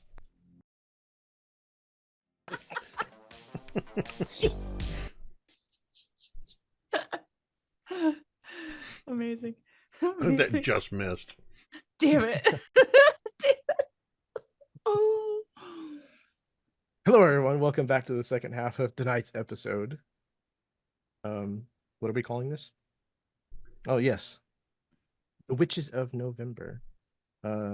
Session 2 of Muddy Fitz. question mark. Not sure how many it's going to go for, but we'll see. We find ourselves in the incredibly storm-riddled waters of a ink black Lake Superior. We still see two moons for a moment until we realize that one of them is merely a reflection on the water as, again, a wave passes through that section, causing the image to distort and change before our eyes. It is incredibly difficult to see. Visibility is extremely low here as we pull back in through what is almost a whiteout here on the water. And we see this enormous red and white ship trying its best to make its way through these extreme waves, some of them twice as tall as the ship, and each one chaotic in its approach to this ship, causing it to twist and bend and trying its best to crest, only to fall again on the other side. And throughout this entire time, this cold steel vessel is groaning and creaking and popping with these thunderous, worrying noises. And as we come back in towards the ship, you think maybe in some of these storm clouds, there may be the darkened shapes of 3 women in the sky watching this unfold. But as we come back to the ship and pass through one of the broken windows, one of the broken portholes, back into the interior of the ship, we see the group of kids splashing their way back through ankle-deep water as they move towards the back of the Edmund Fitzgerald. Coop, as the power flickered, in between moments of blackout, you spotted something strange. And you started to tell the group about it. What were you saying? Ghost pirate! Did you see? What? The ghost pirate ran across the hall. Oh, Coop, I need you to understand something. You are high as a kite on Midol and whiskey right now. I think that that's probably where the ghost pirate is coming from. Oh, okay. I'm not trying to minimize. It was cool. Okay. Well, I hope we see him again then. Or for the first time in our case. And I kind of look over. I imagine, I don't know why I imagine this, but I think Jessica is like over his shoulder, and I kind of give her just like a half a second glance, and like Rosie is deeply, deeply concerned and is trying to share this with Jessica. Yeah, Jessica, you know when like there's like that look that girls have, they just know it's a millisecond, like, instant. Jessica comes over, just like how's everything going? Coop looks at you in the waders with the dress shoved into the waders and the coat. It's like, wow, Jessica, you found clown pants. No, Coop, you always know how to make a situation just so much worse. She says, thank you. Oh, thanks. Like a funny sidekick or something. Or something, yeah. Anyway, we'll just keep going, Coop, and we'll be on the lookout for any ghost pirates. Okay, yeah, let's get moving. I'm really cold. Besides, even if there are ghost pirates, like, the only thing you'd really have to worry about is possession, but I don't think that that's going to happen, so you'll be perfectly fine. Oh, I have to retcon something. Coop didn't say, ghost pirate! He said, ghost pirate! Because I forgot I'm afraid of ghosts. So it had much more of a zoinks connotation. I got you. Thank you for clarifying. I appreciate that edit. No, that's a great point. Amazing. Amazing. And I think it is when Oak kind of makes this latest comment to you, Coop, that for a moment there is an invasion of voices inside your head.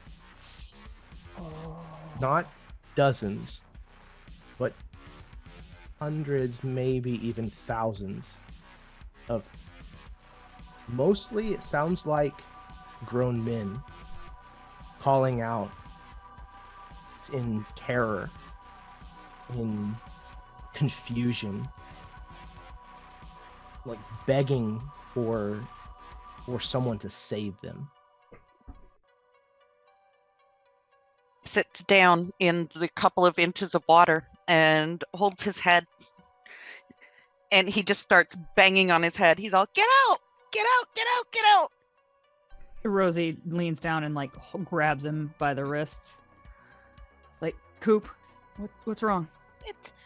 I think it's the people on the ship. They're in my head and they're all screaming. Oof. Well, and Rosie doesn't know how to help. And We've got to get to them, Rosie. They're dying. And then she just kind of looks at him and goes, "Well, we gotta go then," and kind of starts to try to help him up. You know where they are? I don't know. Hold on.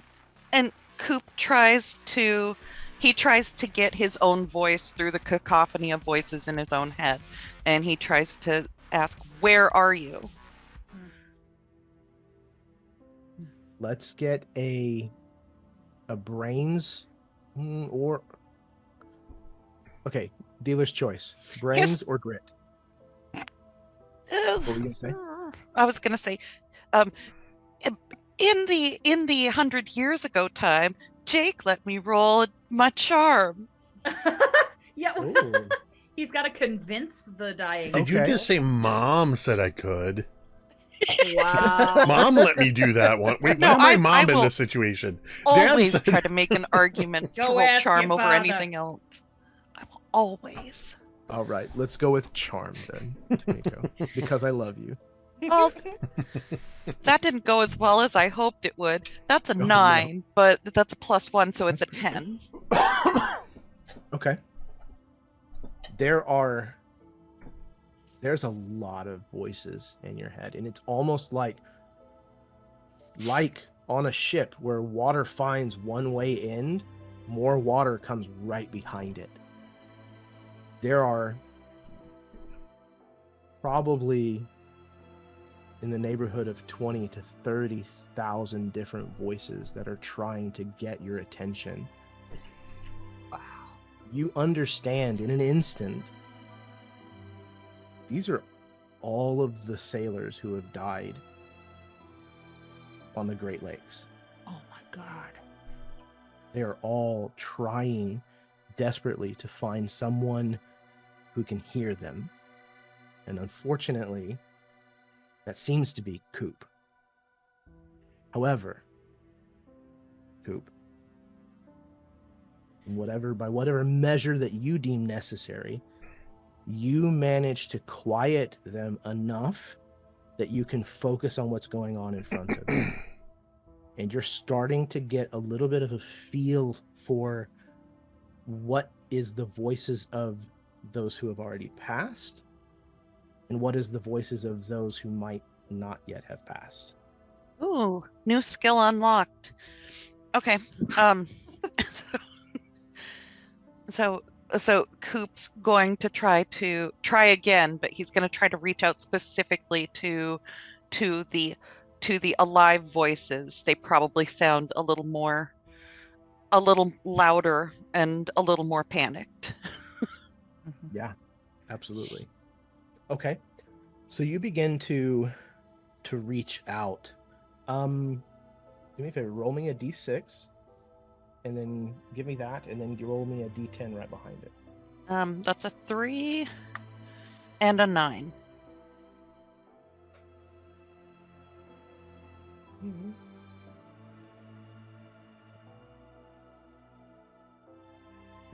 Okay.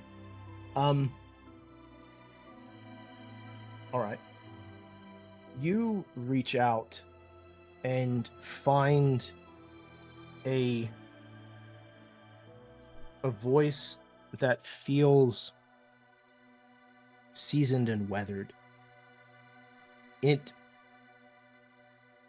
feels as though it might not be as unbridled terror that is gripping this particular person, but it's more of somebody who's seen a lot of shit and still realizes that this situation is bad news. This voice reaches out and it says, "Hello? Who is this?" Hello, I'm Kenny Cooper. My friends and I are I think we're on your boat, and we're trying to find you. What's your name? You sound like a child. Well, I'm not a child. I'm 11 years old, but 11? What are you doing on board? how if I know? We're trying to find you.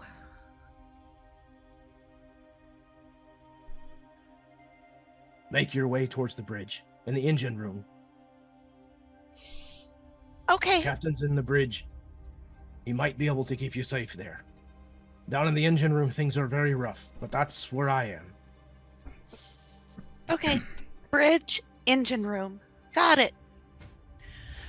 Hopefully we'll see you soon. And Coop unsquishes his eyes and looks up and says, I talked to someone. They said that the captain is on the bridge and the man I spoke to is in the engine room. And it sounds like he's in danger. I think we got to get to the bridge. Right? I mean, I don't know how much we can help saving a grown-ass man, Coop. I don't know. I'm just relaying the information. This decision's outside of my pay grade. I think we go to the bridge, but this is a democracy. Yeah, speaking to the captain's probably the best bet.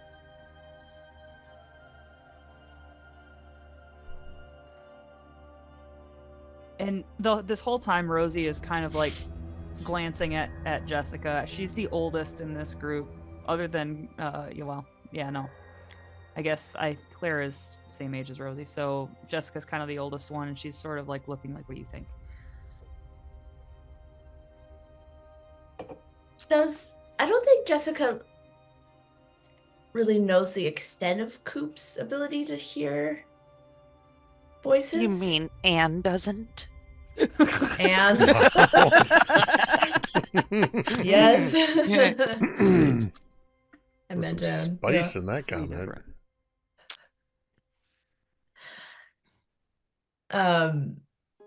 Yeah, Anne definitely doesn't, I don't think. So she's looking around, just kind of confused of, what is happening with Coop, but she's like, to be honest, she looks to Rosie. I think we should, and you see, like, Jessica looks like stumped as well. Like, you can see, like, she looks and she sees, like, everyone kind of looking expectantly at her. I feel like we're all looking at you all expectantly, and you're looking back at us all confused, and we all collectively turn and look at Billy. Yeah. Default. I think Jessica is like, maybe we should, like, find one of these stores that could go back. And while we're on our way to the bridge, the main deck. I didn't Whatever even it know is. that they could put bridges on boats. Not that kind of bridge, Coop. It's like a room where the captain goes. It's got the steering wheel in it. Why would they call it that? I don't know. Look, if Heinz gave Oak a key, then that key is probably the way back. Or, something. But sounds like everybody wants to go to the bridge. So Let's... How about we go to the bridge and keep an eye out for any green doors? Sure. Okay. And I start looking for like painted anything that says bridge with arrows. Absolutely. I think at this point, I just point to the 4 direction and say, the bridge is going to be near the... Or wait, no. I'm looking for... Sorry. I got confused. Looking for stairs. Either the same stairs we went up or different ones to get up higher. We need to get higher. The bridge is going to be up above so that the captain can see where the ship is going. At least that's how it is on Daddy's yacht. God. I tried to say that without sounding like a dick, and it just you just can't say that. You can't say my just God. like on Daddy's Well yacht. played. You Well just can't say that without sounding like a dick. I am Especially on trying wide really shows. hard to find some reason to like you, and that wasn't it. Billy, chuck her over. We I imagine start freaking stairs because that is smart. Not that Rosie would ever tell Claire that. So I would offer assistance to any of our injured with the stairs. Somebody wants a shoulder to lean on. I know Coop has been injured and Jessica's been injured. I wouldn't make it like, hey, does anybody need help? But I would, whatever.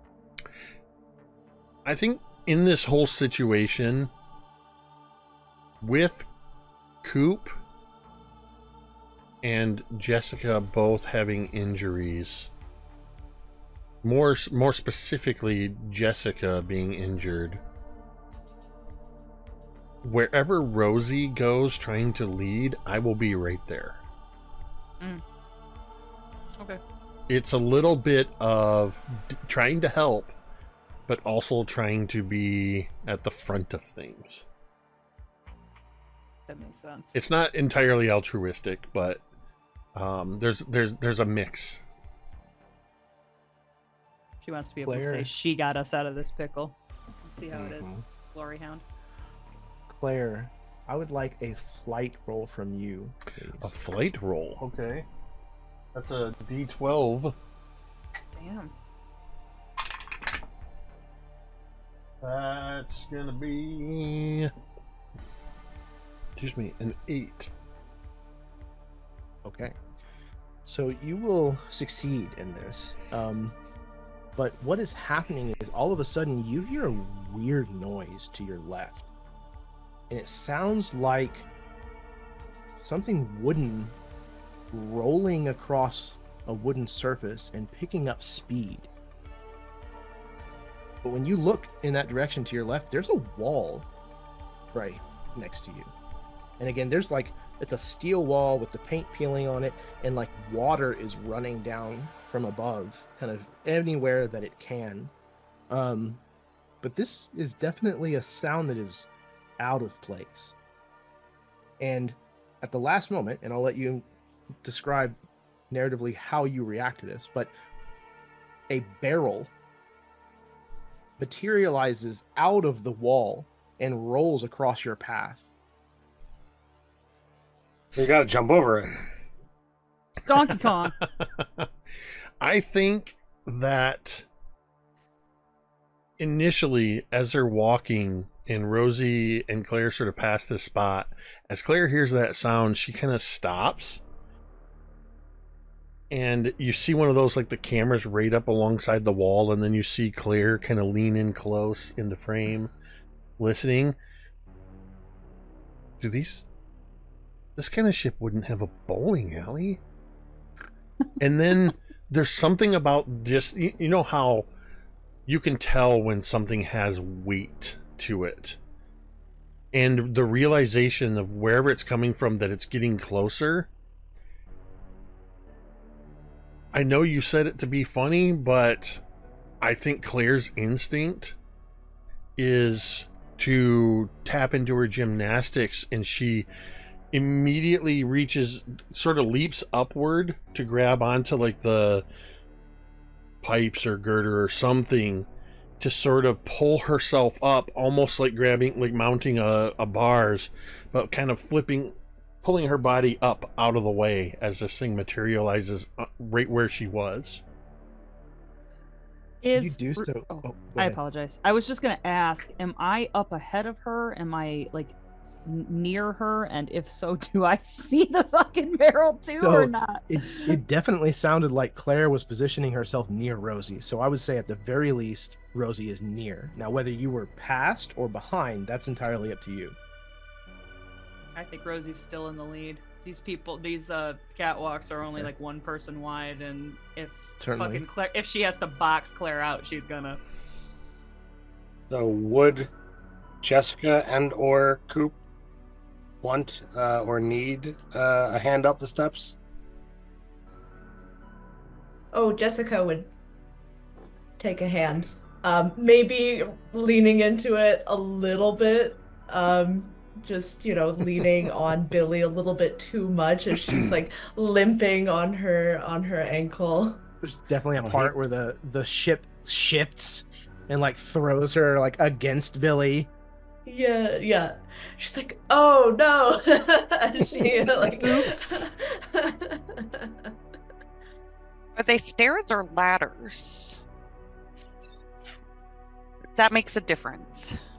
Yeah, I'm kind of envisioning, or at least the few ships that I have been on, they're kind of a mixture between the two. They're very, very steep stairs, almost ladder-like, but not quite vertical.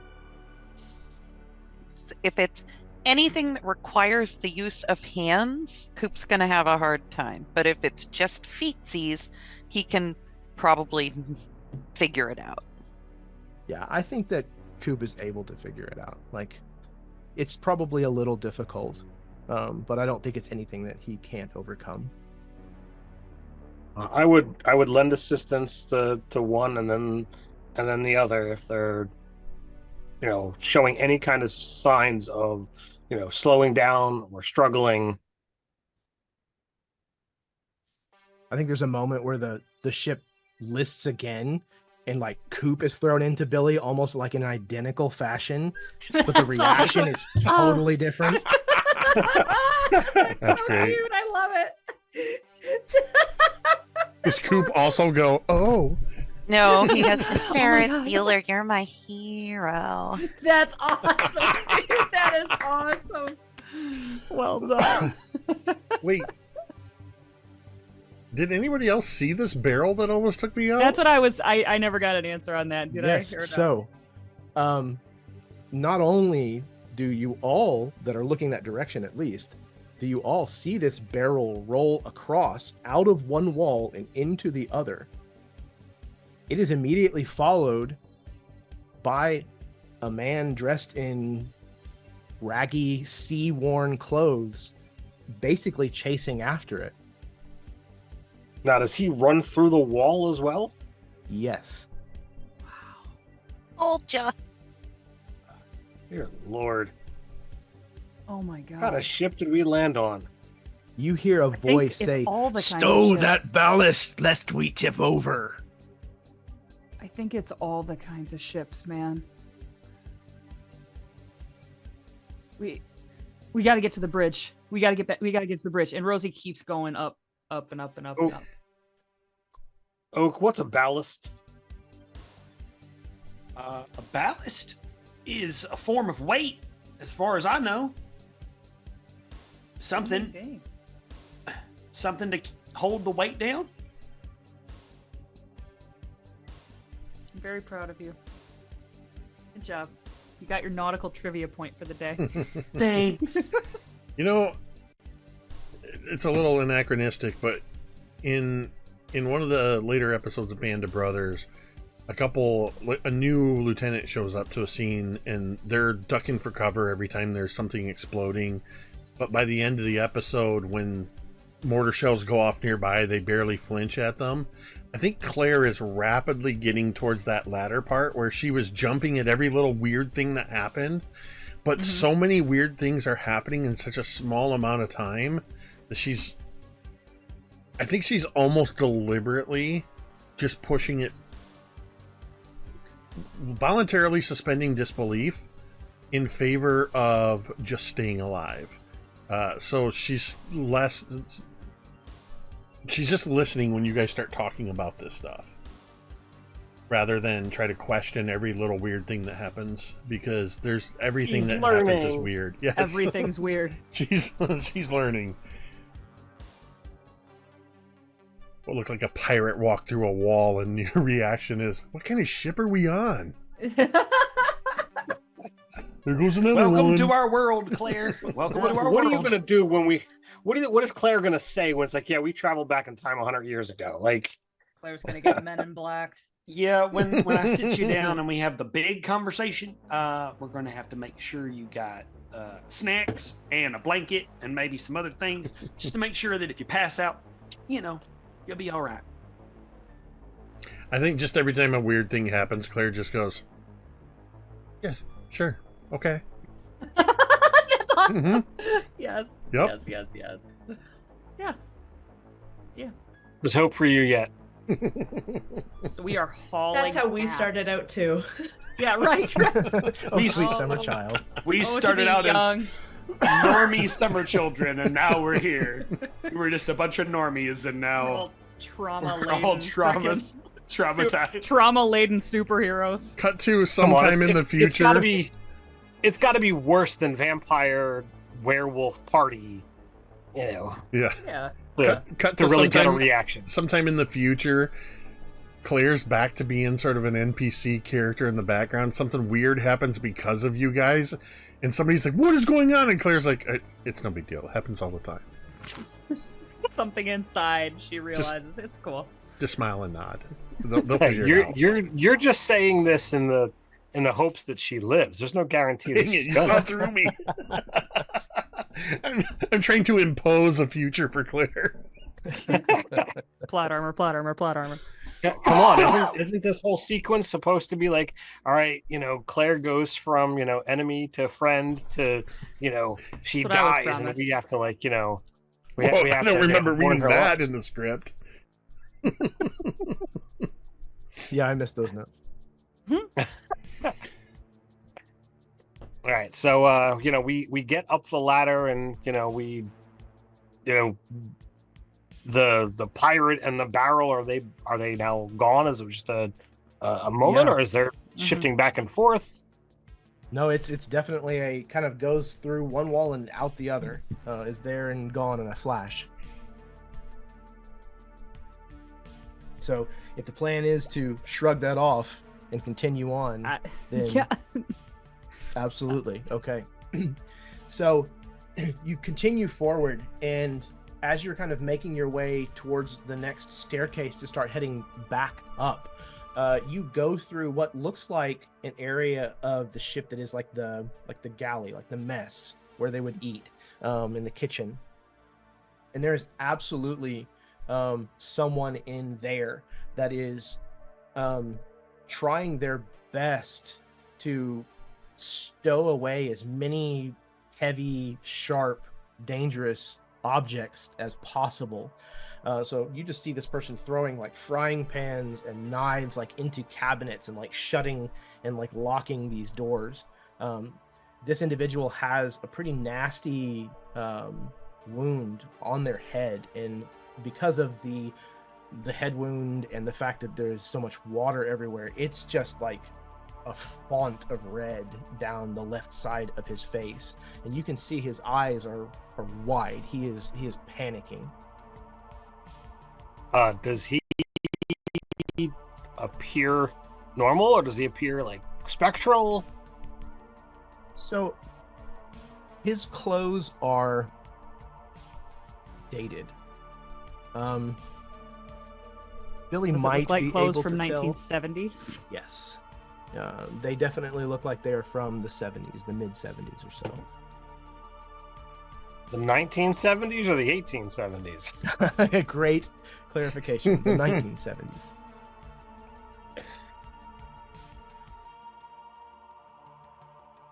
I don't know if Billy would be the best to able to ascertain that. So I guess I would kind of throw a question to Jake. Is there anything in the current iteration that Billy would have knowledge of fashion sense? That is a question for Jeremy, your game master. Okay. All right. Brady Bunch. Jake is Claire right now. Yeah. No, And she doesn't know. I gave full control to Jeremy, so nothing. Sure. Jeremy can change or add or stand by. Now, if Jeremy asks me a question, I will answer that. But I will defer all game world related questions to Jeremy for this arc. All right. Yeah, Serve the game master. I think Tamiko hit it right on the head. I think, at the very least, Brady Bunch and things that are in syndication on television, you'd probably have a pretty good understanding. I don't know how much television Billy would watch necessarily, but I imagine he has seen a few shows that were from the 70s. So this dude is definitely, slightly out of time, but not so wackily so that it's not possible that this dude's a person. Right. Do they react at all as a handful of kids just goes tromping on by? Absolutely.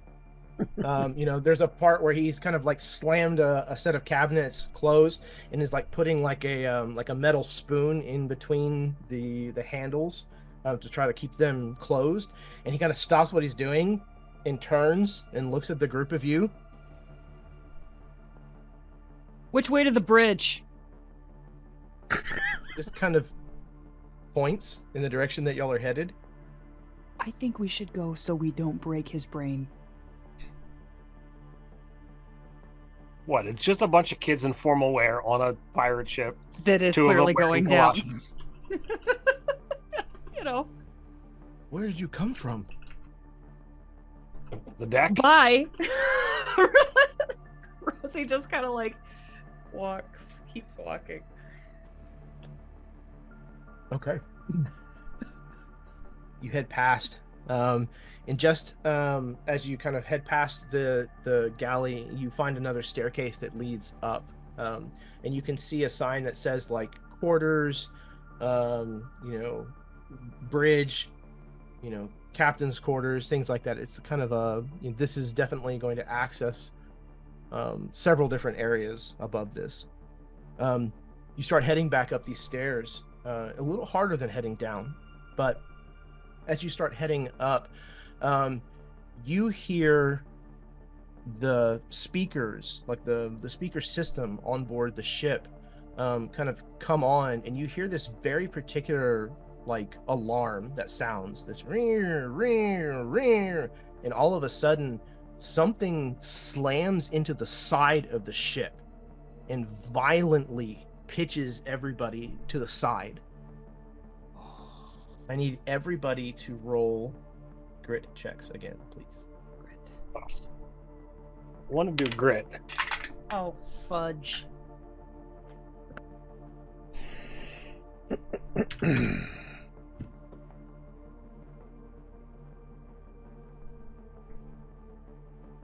God damn. We are so not gritty right now.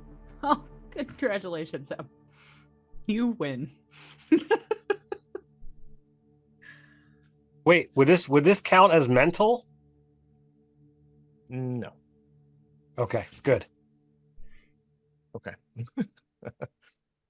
Freaking fall, dude. This is not good. Okay. This thing, whatever it is, slams into the side of the ship. It rolls violently to the side. Everybody is thrown against the wall. We go to black. And I think we're going to end the session right there. Ooh. Oh, Oof. Done. That's oh awesome. man. That's a good way to That's end, nice. Jeremy. So, everybody record the number that you rolled Okay. somewhere. Or Tamiko, would you, as our scribe, would you do so? Thank you. The magic of screenshots. Hell yes. Amazing. So yeah. This was fantastic, y'all. Thank It you was very awesome, much dude. Well done. for the chance to run you through the second session of this. I anticipate 1, maybe 2 more sessions, and we should probably be done. Like I said, you take as long as you need to. We not figured trying to rush it. 2 to 5 sessions, but if you need less, more, whatever. That does give me a chance to start thinking. It's kind of hard to plan though for what Without knowing. the return is going to be without knowing the fate of the characters and how things are. But I'm trusting you to set it up in a way that regardless of where we end up, there's going to be something that's going to be fun and a challenge. That's awesome. Hopefully. Yeah, this is. I like that. I think this is great. It's kind of nice. I play games enough that, and I love DMing, so I never feel like I'm a forever DM. But from just an experimental within a story to turn over the reins to an ongoing story and characters, I don't think I've ever seen that before. In the middle, without pre-planning, all the stuff that's going to happen. So this is fun in a lot of ways. And lover or hater, Claire is here until she's not, I guess. She's here. Get used to it. Well, there's the difference between enjoying the character at the table and how the characters interact. Exactly. And it took a long time to get used to and then enjoy Jessica, and then there's been the whole shift. It didn't take me any time at all. I'm just kidding. and then there was the relationships that developed and it great. Then now we have Claire, who through all of the interactions leading up to this, it was antagonistic and she was very full of herself, and not knowing that this was going to be, a character that we were going to be sharing this kind of story with. I just started putting out all of these, bouncers that I don't like it, don't like it, don't like it. So you can't just instantly flip a switch. Oh, well, you're with us, so I got to So you got to build it. That makes sense. Yeah, absolutely. And that was equal parts just the way Claire it was originally as an NPC, and for 2 to 3 weeks before the changeover, I knew it was coming, so I was more deliberately putting Claire in front of you guys and setting up that sort of antagonistic behavior for this very purpose. So it's working out fantastic. Yeah, this has been great. I also think while the audience shouldn't necessarily notice any particular changes, but after this arc ends, we're planning to reconvene and kind of, as players, we're going to talk about the new 2nd edition rules that just came out.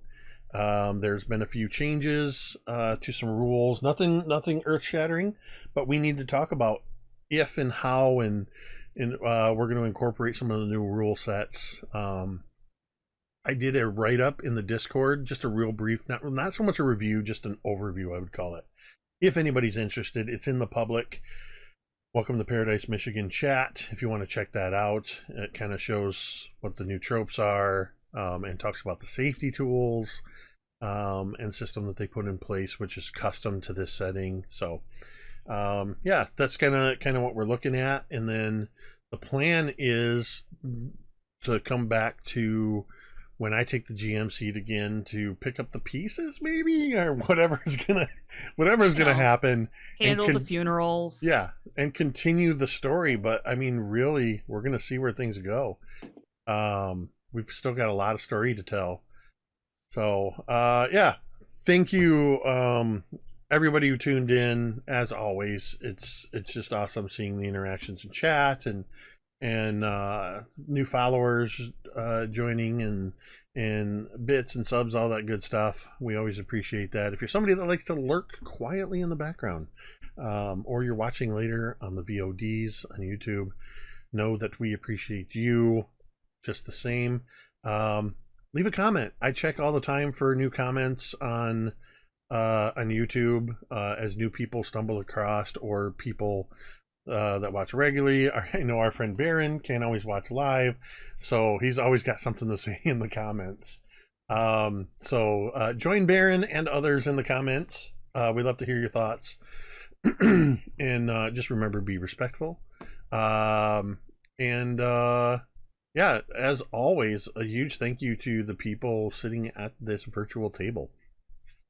This is an awesome group, and I think is indicative of how much I love and trust these players, that I could just go, hey, you know what? This game that we've been working on and I've been crafting these careful stories, why don't you take it for a spin?